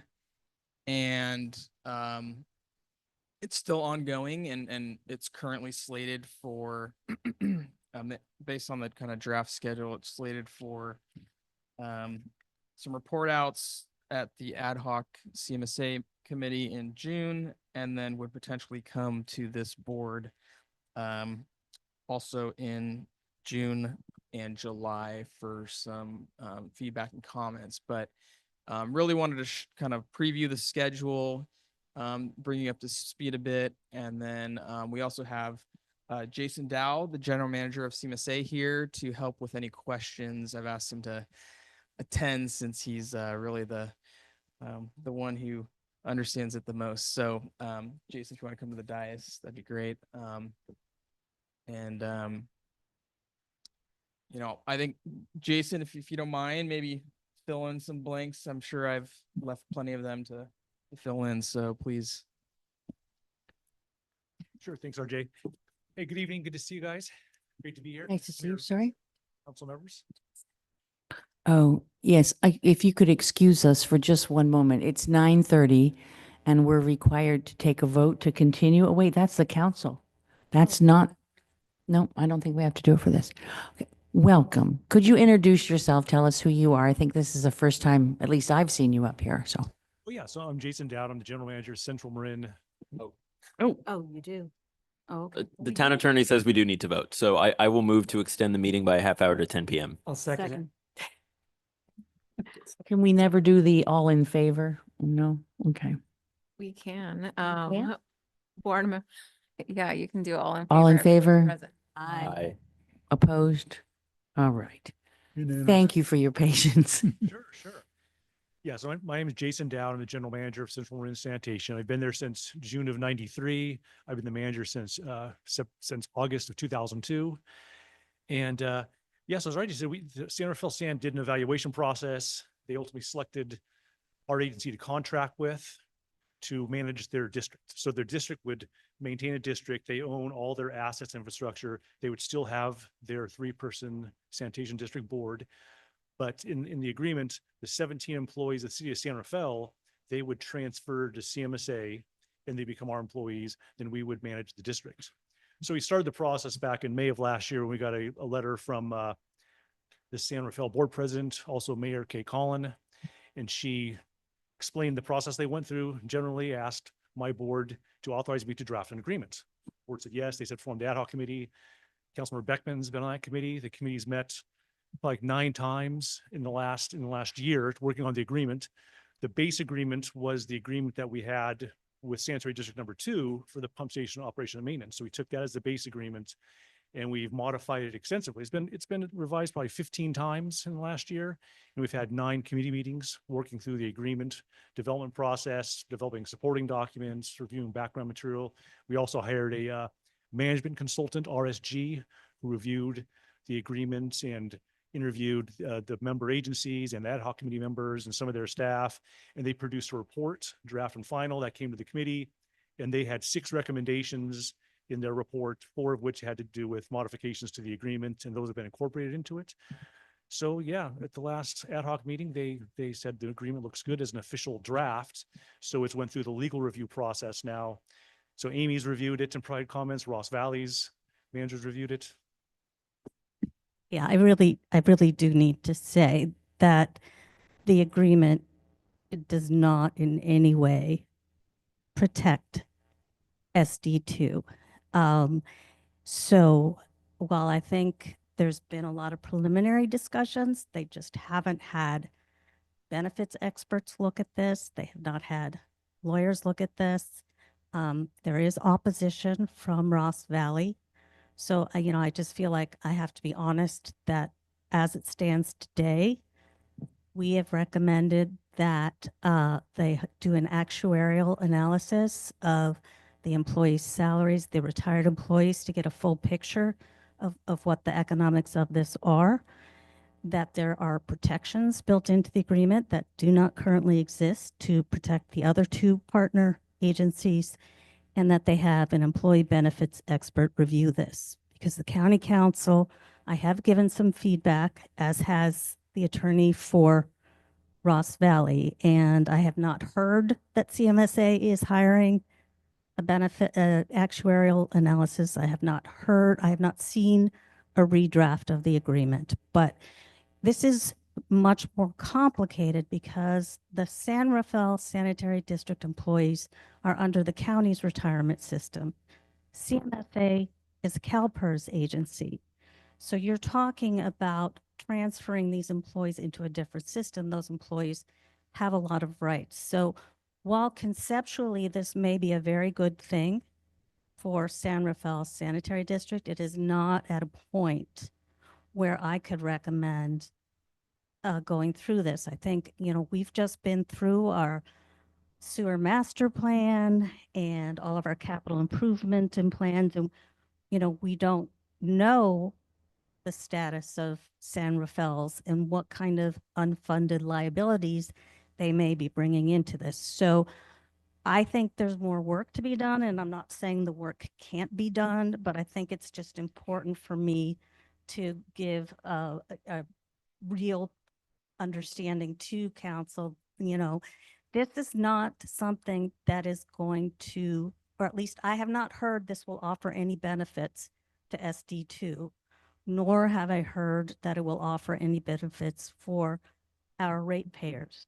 So before I think we can do this, we just need to make sure we have protections from known and unknown costs, known and unknown liabilities. So I'm not saying it's impossible. I'm saying a lot of work needs to be done. So what are our options with regards to this? Jason, a little opportunity just to finish some of what you were commenting on at the moment. Just Okay. Well, Oh, yeah. So, thanks, Amy. Amy did prepare a comment letter, which had great comments in it, and she's provided that to the CMSA General Counsel, who, as Amy mentioned, is County Counsel. He's a chief deputy there, and he's supposed to, get all the respond. comments, Mhm. then work with all the attorneys to figure out how to best address those comments. Okay, good. Regarding the hiring the benefit specialist, Amy provided that information to him. I was at the San Rafael San board meeting. I mentioned that to their board last Friday. Their board agreed to hiring the benefit specialist that Amy had recommended. So that process is in the works, and I think San Rafael San is going to hire that benefit specialist, which is very important. And they do have a fiduciary who is an actuary, I mean, who is doing a unfunded liability analysis of their MEMSERA retirement system. So we'll have that report. I don't have that, but I think San Rafael San has a draft of that. So they'll have that information pretty soon, and they'll share that with everybody. But so the committee said it's a good draft now for the attorneys to review, work out the details. Then once those are worked out, then to bring it to each of the member agency boards so they can discuss it and provide comments and feedback. Okay. So it's been through a year of evaluation and work on it by the committee and our working group. Now the attorneys have looked at, provided comments. Now we're going to work through that process to address the comments. Okay. So that's where it stands now. So before we go to questions, Eli, who is on the committee, has some background he'd like to share. Thanks. And just real quick, and I've got some editorial thoughts as well, but I'll save that for when we're having discussion. But I just wanted to add sort of like the bigger picture of the process that's played out here is for the first year, this was entirely developed by a technical working group of technical experts. So that was Jason, the general manager of CMSA. It was Doris Toy, the general manager of San Rafael San, and then it was a consultant that they hired who has decades of industry experience. So it was sort of it was entirely in the technical sphere for the first year. Lawyers never saw or touched it. And now it has really only just started to enter the legal sphere. And this is obviously a very, from both a technical and legal standpoint, this is an incredibly complex proposition here. So I anticipate, I think there are players who have a very optimistic sense of what the timeline for getting a final draft put together might be. I think, I knowing what I know, not a lawyer, but maybe knowing just enough to be dangerous. And also I think with our, our Corte Madera experience, if memory serves, I believe when we did our public safety mergers, I think some of those agencies were on different pension systems. Is that right? The fires both Fires were in were- CalPERS, and they had to agree on Right, what the right, accrual rates would be. right. And the firemen agreed to the less generous merger. Right. And my point just being that, the pension aspect is only one aspect of this agreement, but that alone is going to be, I think, hugely complex to make sure that we understand all the moving parts there, all the financial implications, and get that all reconciled. So all of this really is just to say that it went through the technical process. Now it's going through the legal process, and those both are going to have to be finished and co-merged together before we actually have, I think, a proposal that is ready for us to evaluate I think that's all I wanted to say And for when now. do your Okay. accountants let you know what the merger thing will look like? That'll have to, I mean, that's coming up. I think Jason just mentioned that San Rafael Santa is going to hire an actuary to basically, run the numbers. Because No, I'm talking about, you get the actuary and then you need the accountants to come in and say, okay, this is how you're gonna pool your assets or combine your assets. I don't think there's any combining of assets under consideration. Yeah, what would happen is that they would determine the unfunded liability for Macera, and then San Rafael Sanitation would have to pay that off before the employees were hired by CMSA. But anyways, yeah, I just wanted to give that sort of high level picture of like where we're at in the process and what still I think needs to happen. Okay, any additional questions? Well, this is more for our town staff. Have we been having comparable staffing issues? And, is there a problem we have that San Rafael is duplicating and we can somehow work together? I don't, we're not, I wouldn't say we're anywhere near the stage that they are. I think, prior to this adjustment in staff, they had actually sanitary engineers, for instance, working under the same roof as town engineer or city staff engineers. And what was happening, one of the issues was happening was the sanitary sewer people were getting paid more, and so they were just going over and, hey, like, come jump to our group. And so they kept losing people. And then even some of those people would then move from San Rafael Sanitary District because they were kind of overall, their scale was kind of normalized through being so intertwined with the city that they would then go to a true sanitary district that paid more. So those were kind of the high level issues that have been happening. It's certainly been discussed. It came up through the last MOU, just really kind of, and Adam can speak to it on, really trying to provide some benefits, incentives to the folks that, especially in the field that are doing a lot of sanitary work, day in, day out. It's not the same as, working in a park, right? And so, and the market doesn't bear that. So I think, Adam's done a great job, really just kind of listening to folks and kind of, I think he did a great job with the last MOU agreement with SCIU and others. I wouldn't say we have a problem, but certainly something to continue to monitor over time. Okay, sounds really complicated. Fred, anything? Any questions? Are there any questions from anyone here in the room? Any questions, Jason, that you have of us? No. Okay.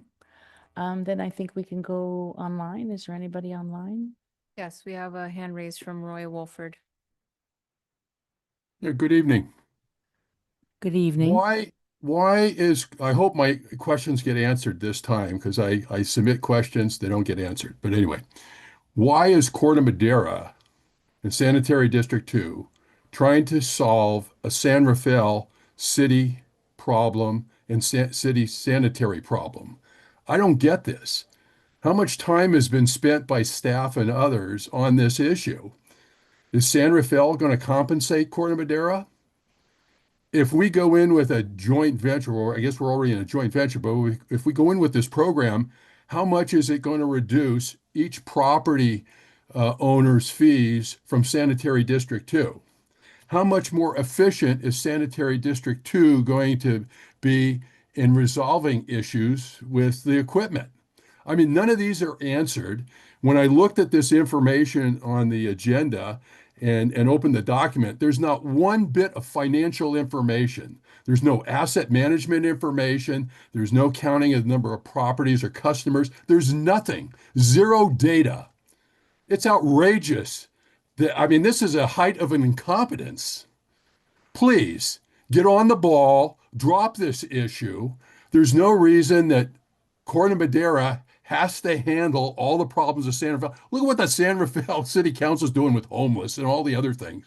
They're doing a terrible job.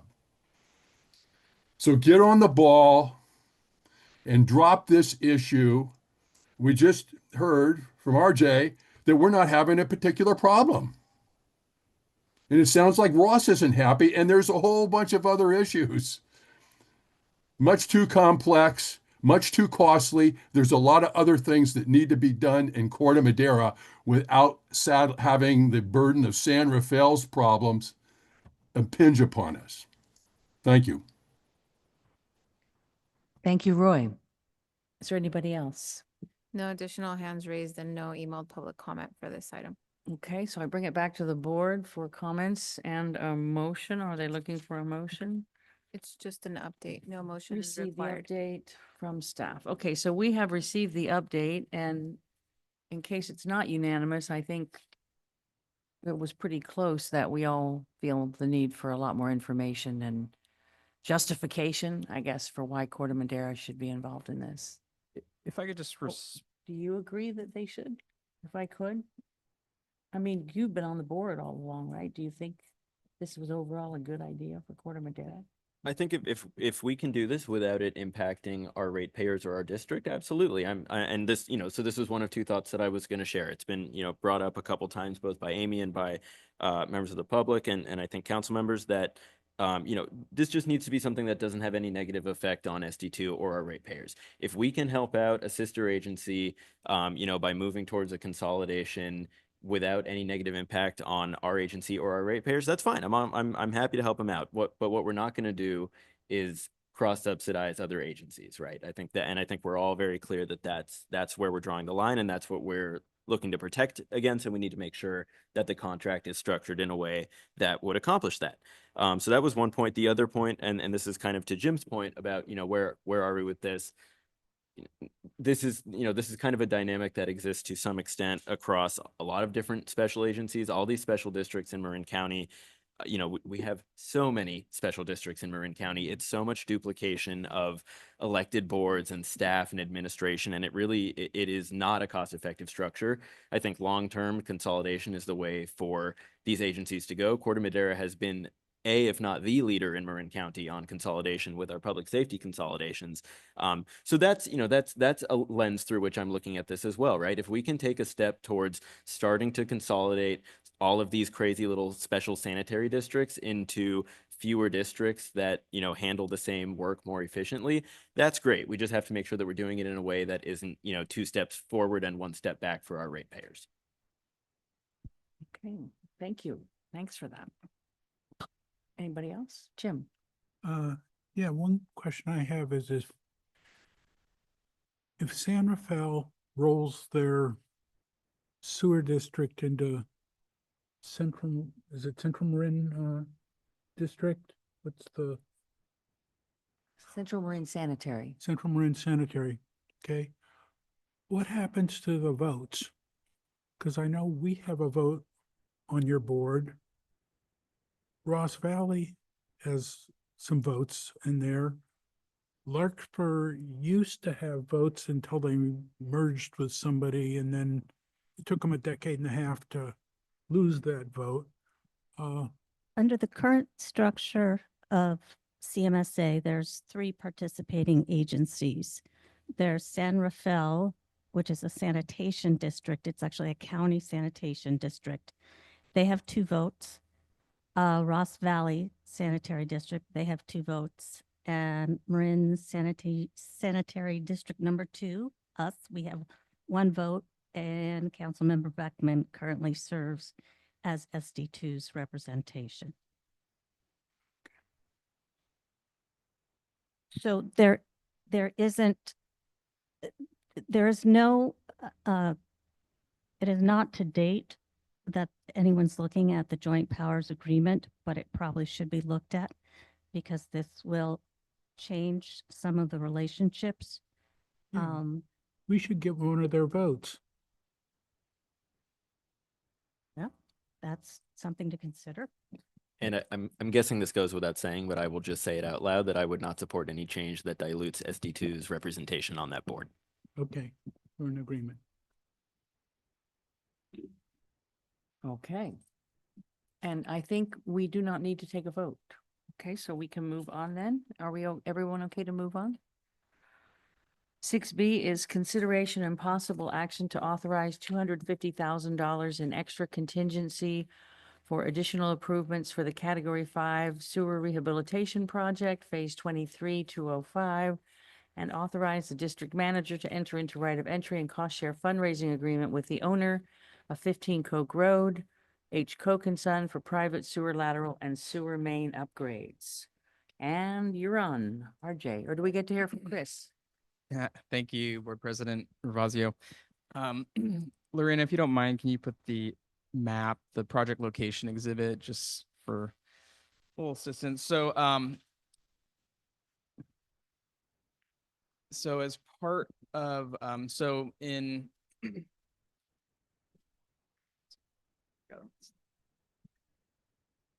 September 2020, Sanitary District entered into a legal settlement agreement with Riverwatch, a environmental advocacy group. And as part of that, they required that Sanitary District 2 spend $5 million over 5 years replacing Category 5 sewer pipes. That's the 5 out of 5, meaning the worst structural rating. As part of the recent sewer master plan, we did a full CCTV and analysis of our infrastructure to really identify those locations. And as that was just completed recently in the spring, we are jumping on that information that we have that was approved in the master plan. So this project is, what we call internally phase 1 of the Category 5 projects. It covers these areas in town. You can see here in blue, but the project locations are Corte Madera Avenue, Chapman Drive, Coke Road, Meadowsweet Drive, Westward Drive, Robin Drive, Paradise Drive, Bond Lane, and Barner Lane. And so this project alone perhaps or potentially could get us through our $5 million remaining requirement for that suit. So that's great. But something else that has occurred during construction. So we've been part of the design work, improved sewer mains on Coke Road. And one of the locations right in front of 15 Coke Road, which is where Restoration Hardware has their office complex, it's actually one of our more significant hot spots, which is a term that we use that refers to areas that are prone to spills or at least surcharging. So we have alarms in these manholes, and when it rains hard, we get calls to come out, and we only have so much time. And if we aren't there with a Vector truck to, suck up the effluent, then that's when it spills into the street. And that's, obviously one of the guiding principles that we want to, be most responsible for, environmental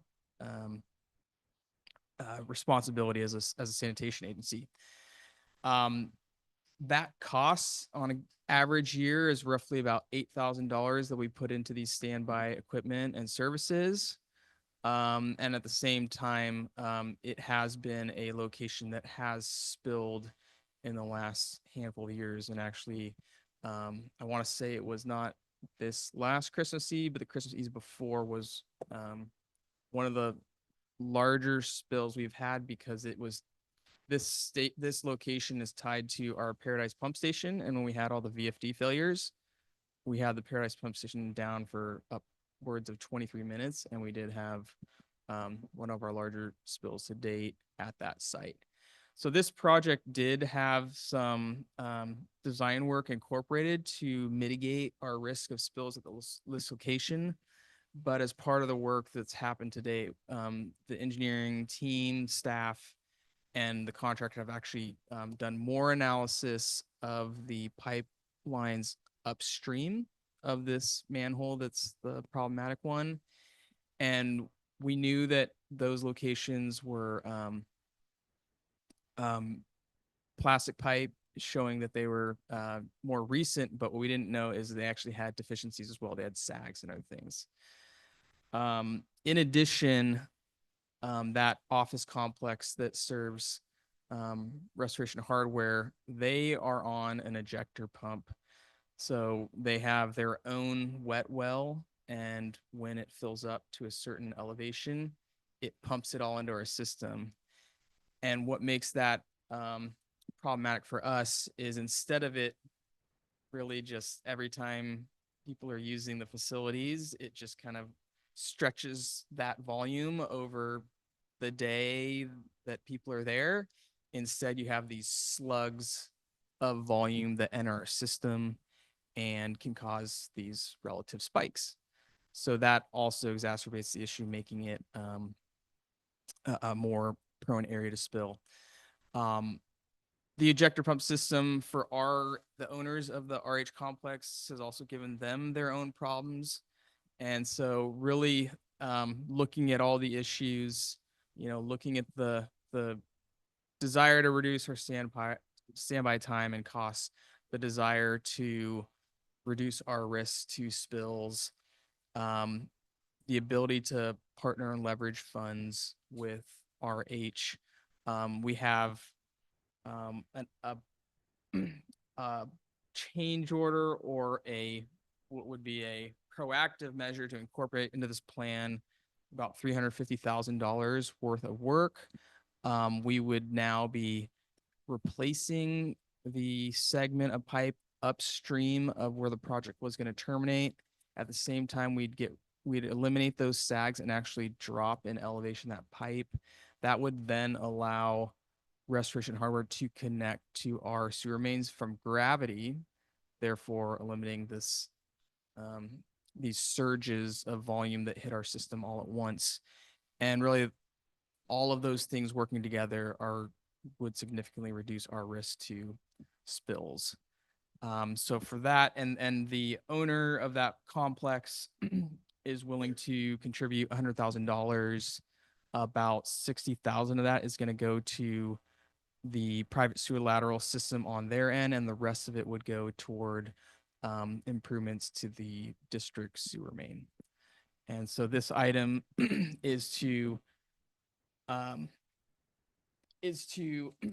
authorize the additional contingency. And then this would also require an agreement with that property owner to address the district's contractor going in to private property. And we would obviously run that through our district council to make sure we're covered from a liability standpoint. And it would also solidify this $100,000 contribution from them. And so with that, I'm happy to answer any questions. Okay, any questions?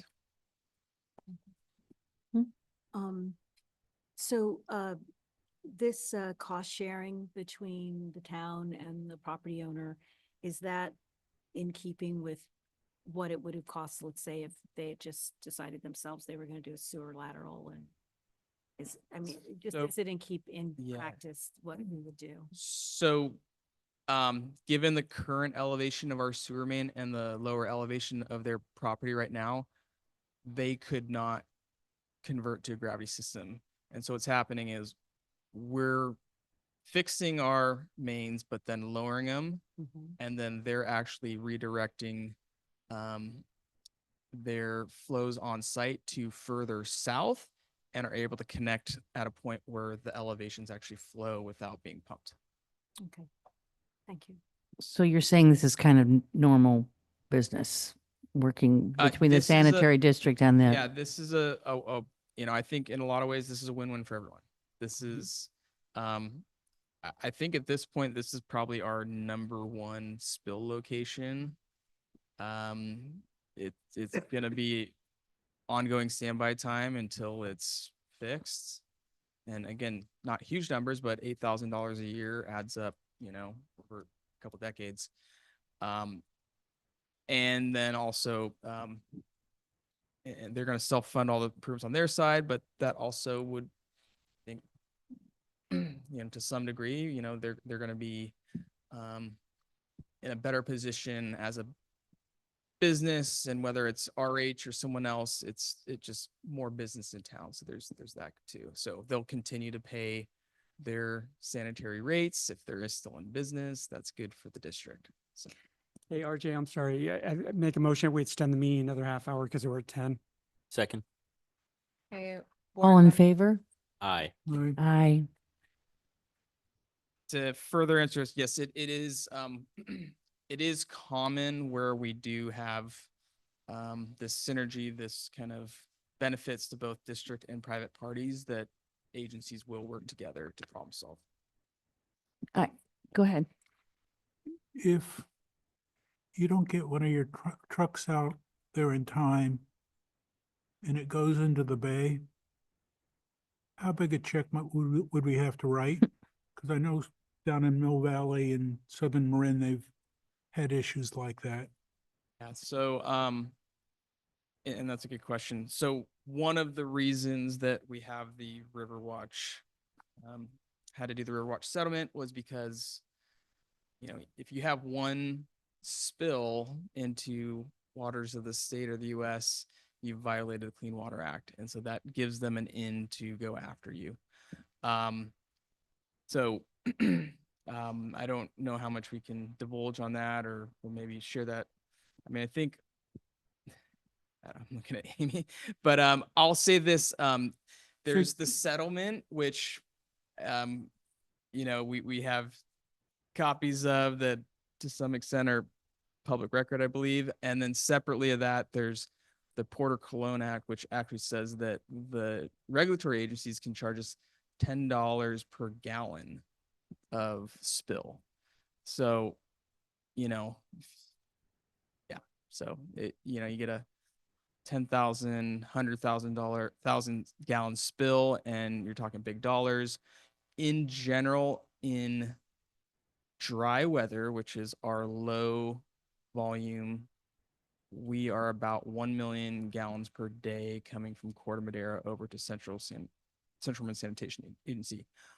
In winter, I believe it's 5 or 6 MGD. Okay. So big time volumes. And so this is a real risk financially, and obviously environmentally and several other areas. Okay, anything else? I just have one question.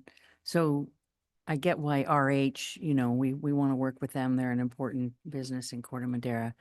Do small businesses, small enterprises get the same consideration when it comes to problems and issues? So we kind of pitch in with things that need to happen.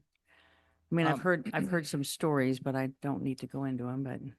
Yeah, no, we'll work with, you know, even homeowners that have issues. Hey, like, we can lower this part of the district main for this 20 feet, and then you have to retrench and tie into it.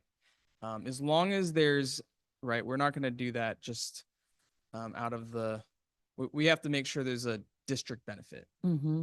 So where we see a district benefit, and even for smaller dollar amounts within certain spending of this authorities, we'll do that. Good.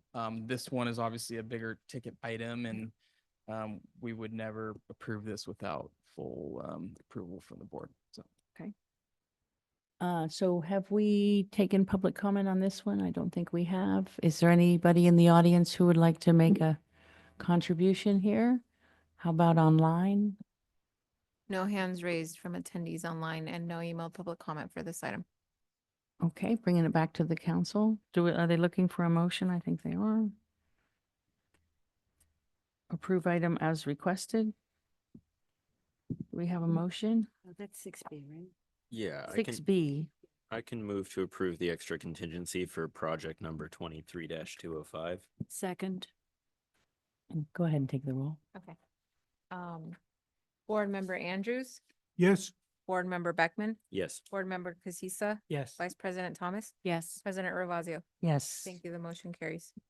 Okay, next is 6C, which is consideration and possible action to authorize the district manager to approve the plans and contract documents, authorize the advertisement of bids, and award a construction contract to the lowest responsive and responsible bidder for the base bid amount not to exceed $3,400,000, plus an additional 15% contingency for the Category 5 Sewer Rehabilitation Project Phase 2, number 24-202.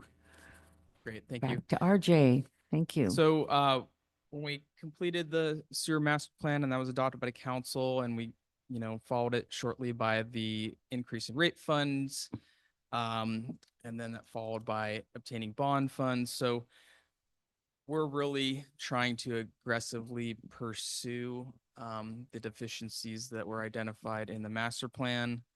That first project, phase 1, was really, what can we build, the lower hanging fruit, what can we get out the door and start building as soon as possible?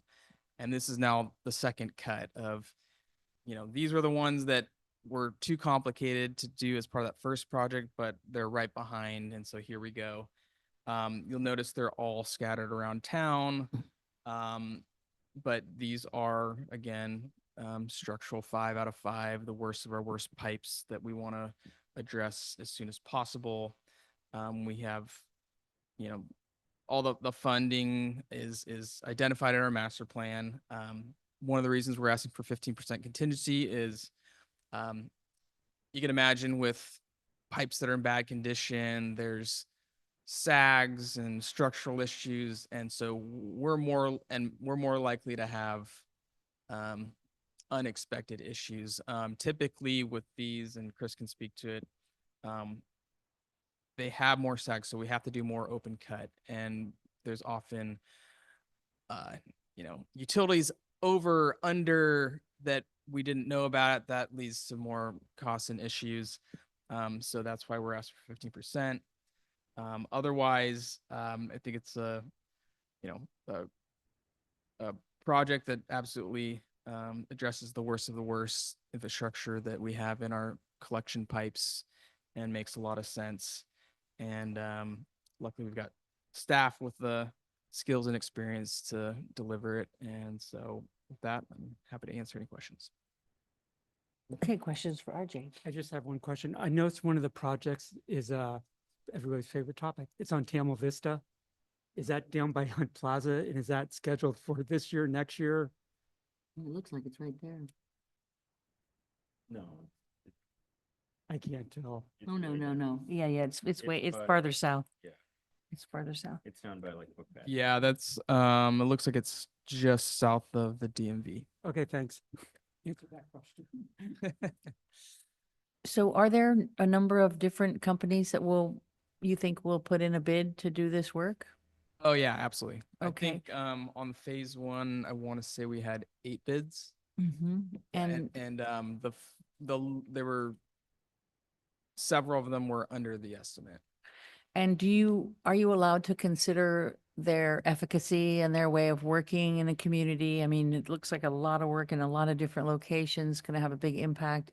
Is that something we're allowed to consider as part of the responsible kind of? It's only what's in our specifications. We do have some minimum financial ratings. They need to be a licensed and bonded contractor.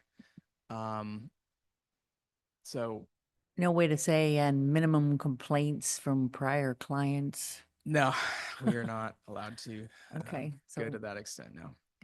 Okay. And will all the work happen at one time, or it'll kind of move through town, or? It looks like a big impact over here in, where is that, Pixley? Old Town area, where you've got those.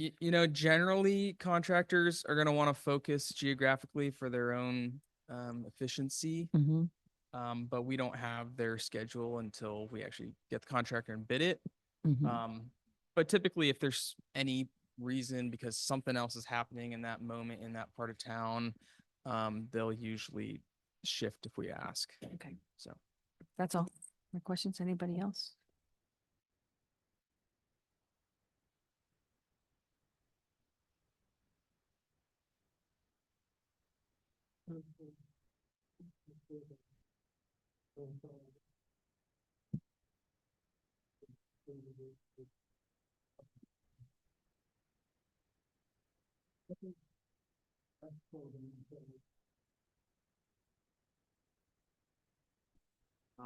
So that.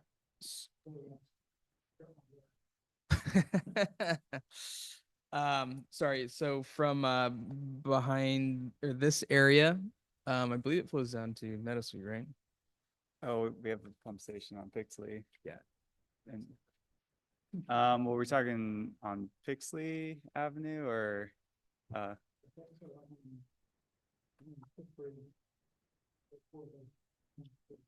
okay. Oh, You. Oh, yeah, go ahead and answer it. I know. so I'm trying to think which is the closest pump station. Yeah, so I think if it flows the way I think it does, there's a pump station, Lakeside Pump Station, which is in between like High and Low Canal. And that gets pumped out to Tamalpais and then goes back towards Paradise, our main pump station. Okay, so we do need a vote on this. Anybody want to make a motion? I don't think we took public comment, but we don't have hands raised from our 2 attendees online, and we didn't receive any emailed public comment for this item. Okay, thank you for that. Okay, I make a motion to authorize district manager to approve the plans and documents authorizing advertising of bids. Oh, you guys don't have a number. Oh, yeah, they do have a number.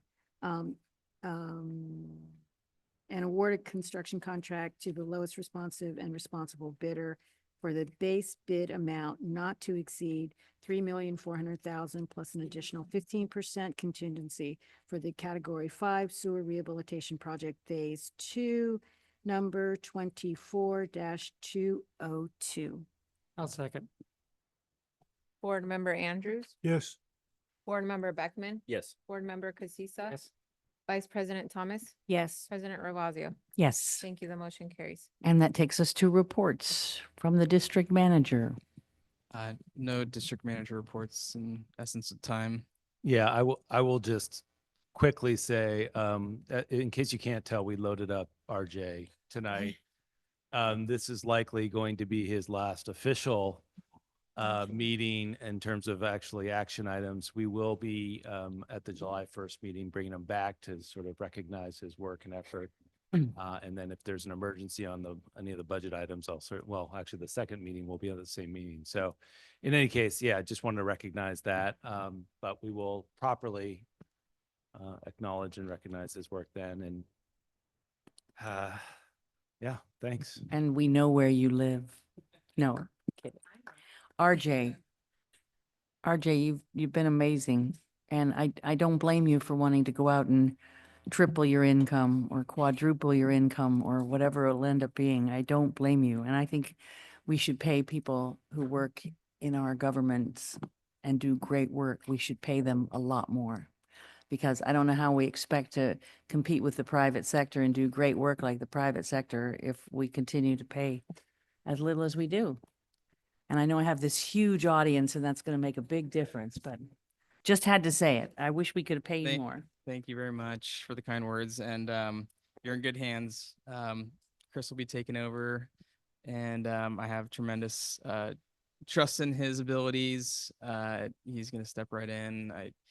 He and I worked here for 6 years together, but even before that, we keep saying it's at least 5 years of the county. So he's very well experienced as well. So Is Chris also good at writing grant proposals? yeah, he knows a thing or two. Awesome. We're looking forward to that. Thank you so much. Okay, and with that, I think we are adjourned.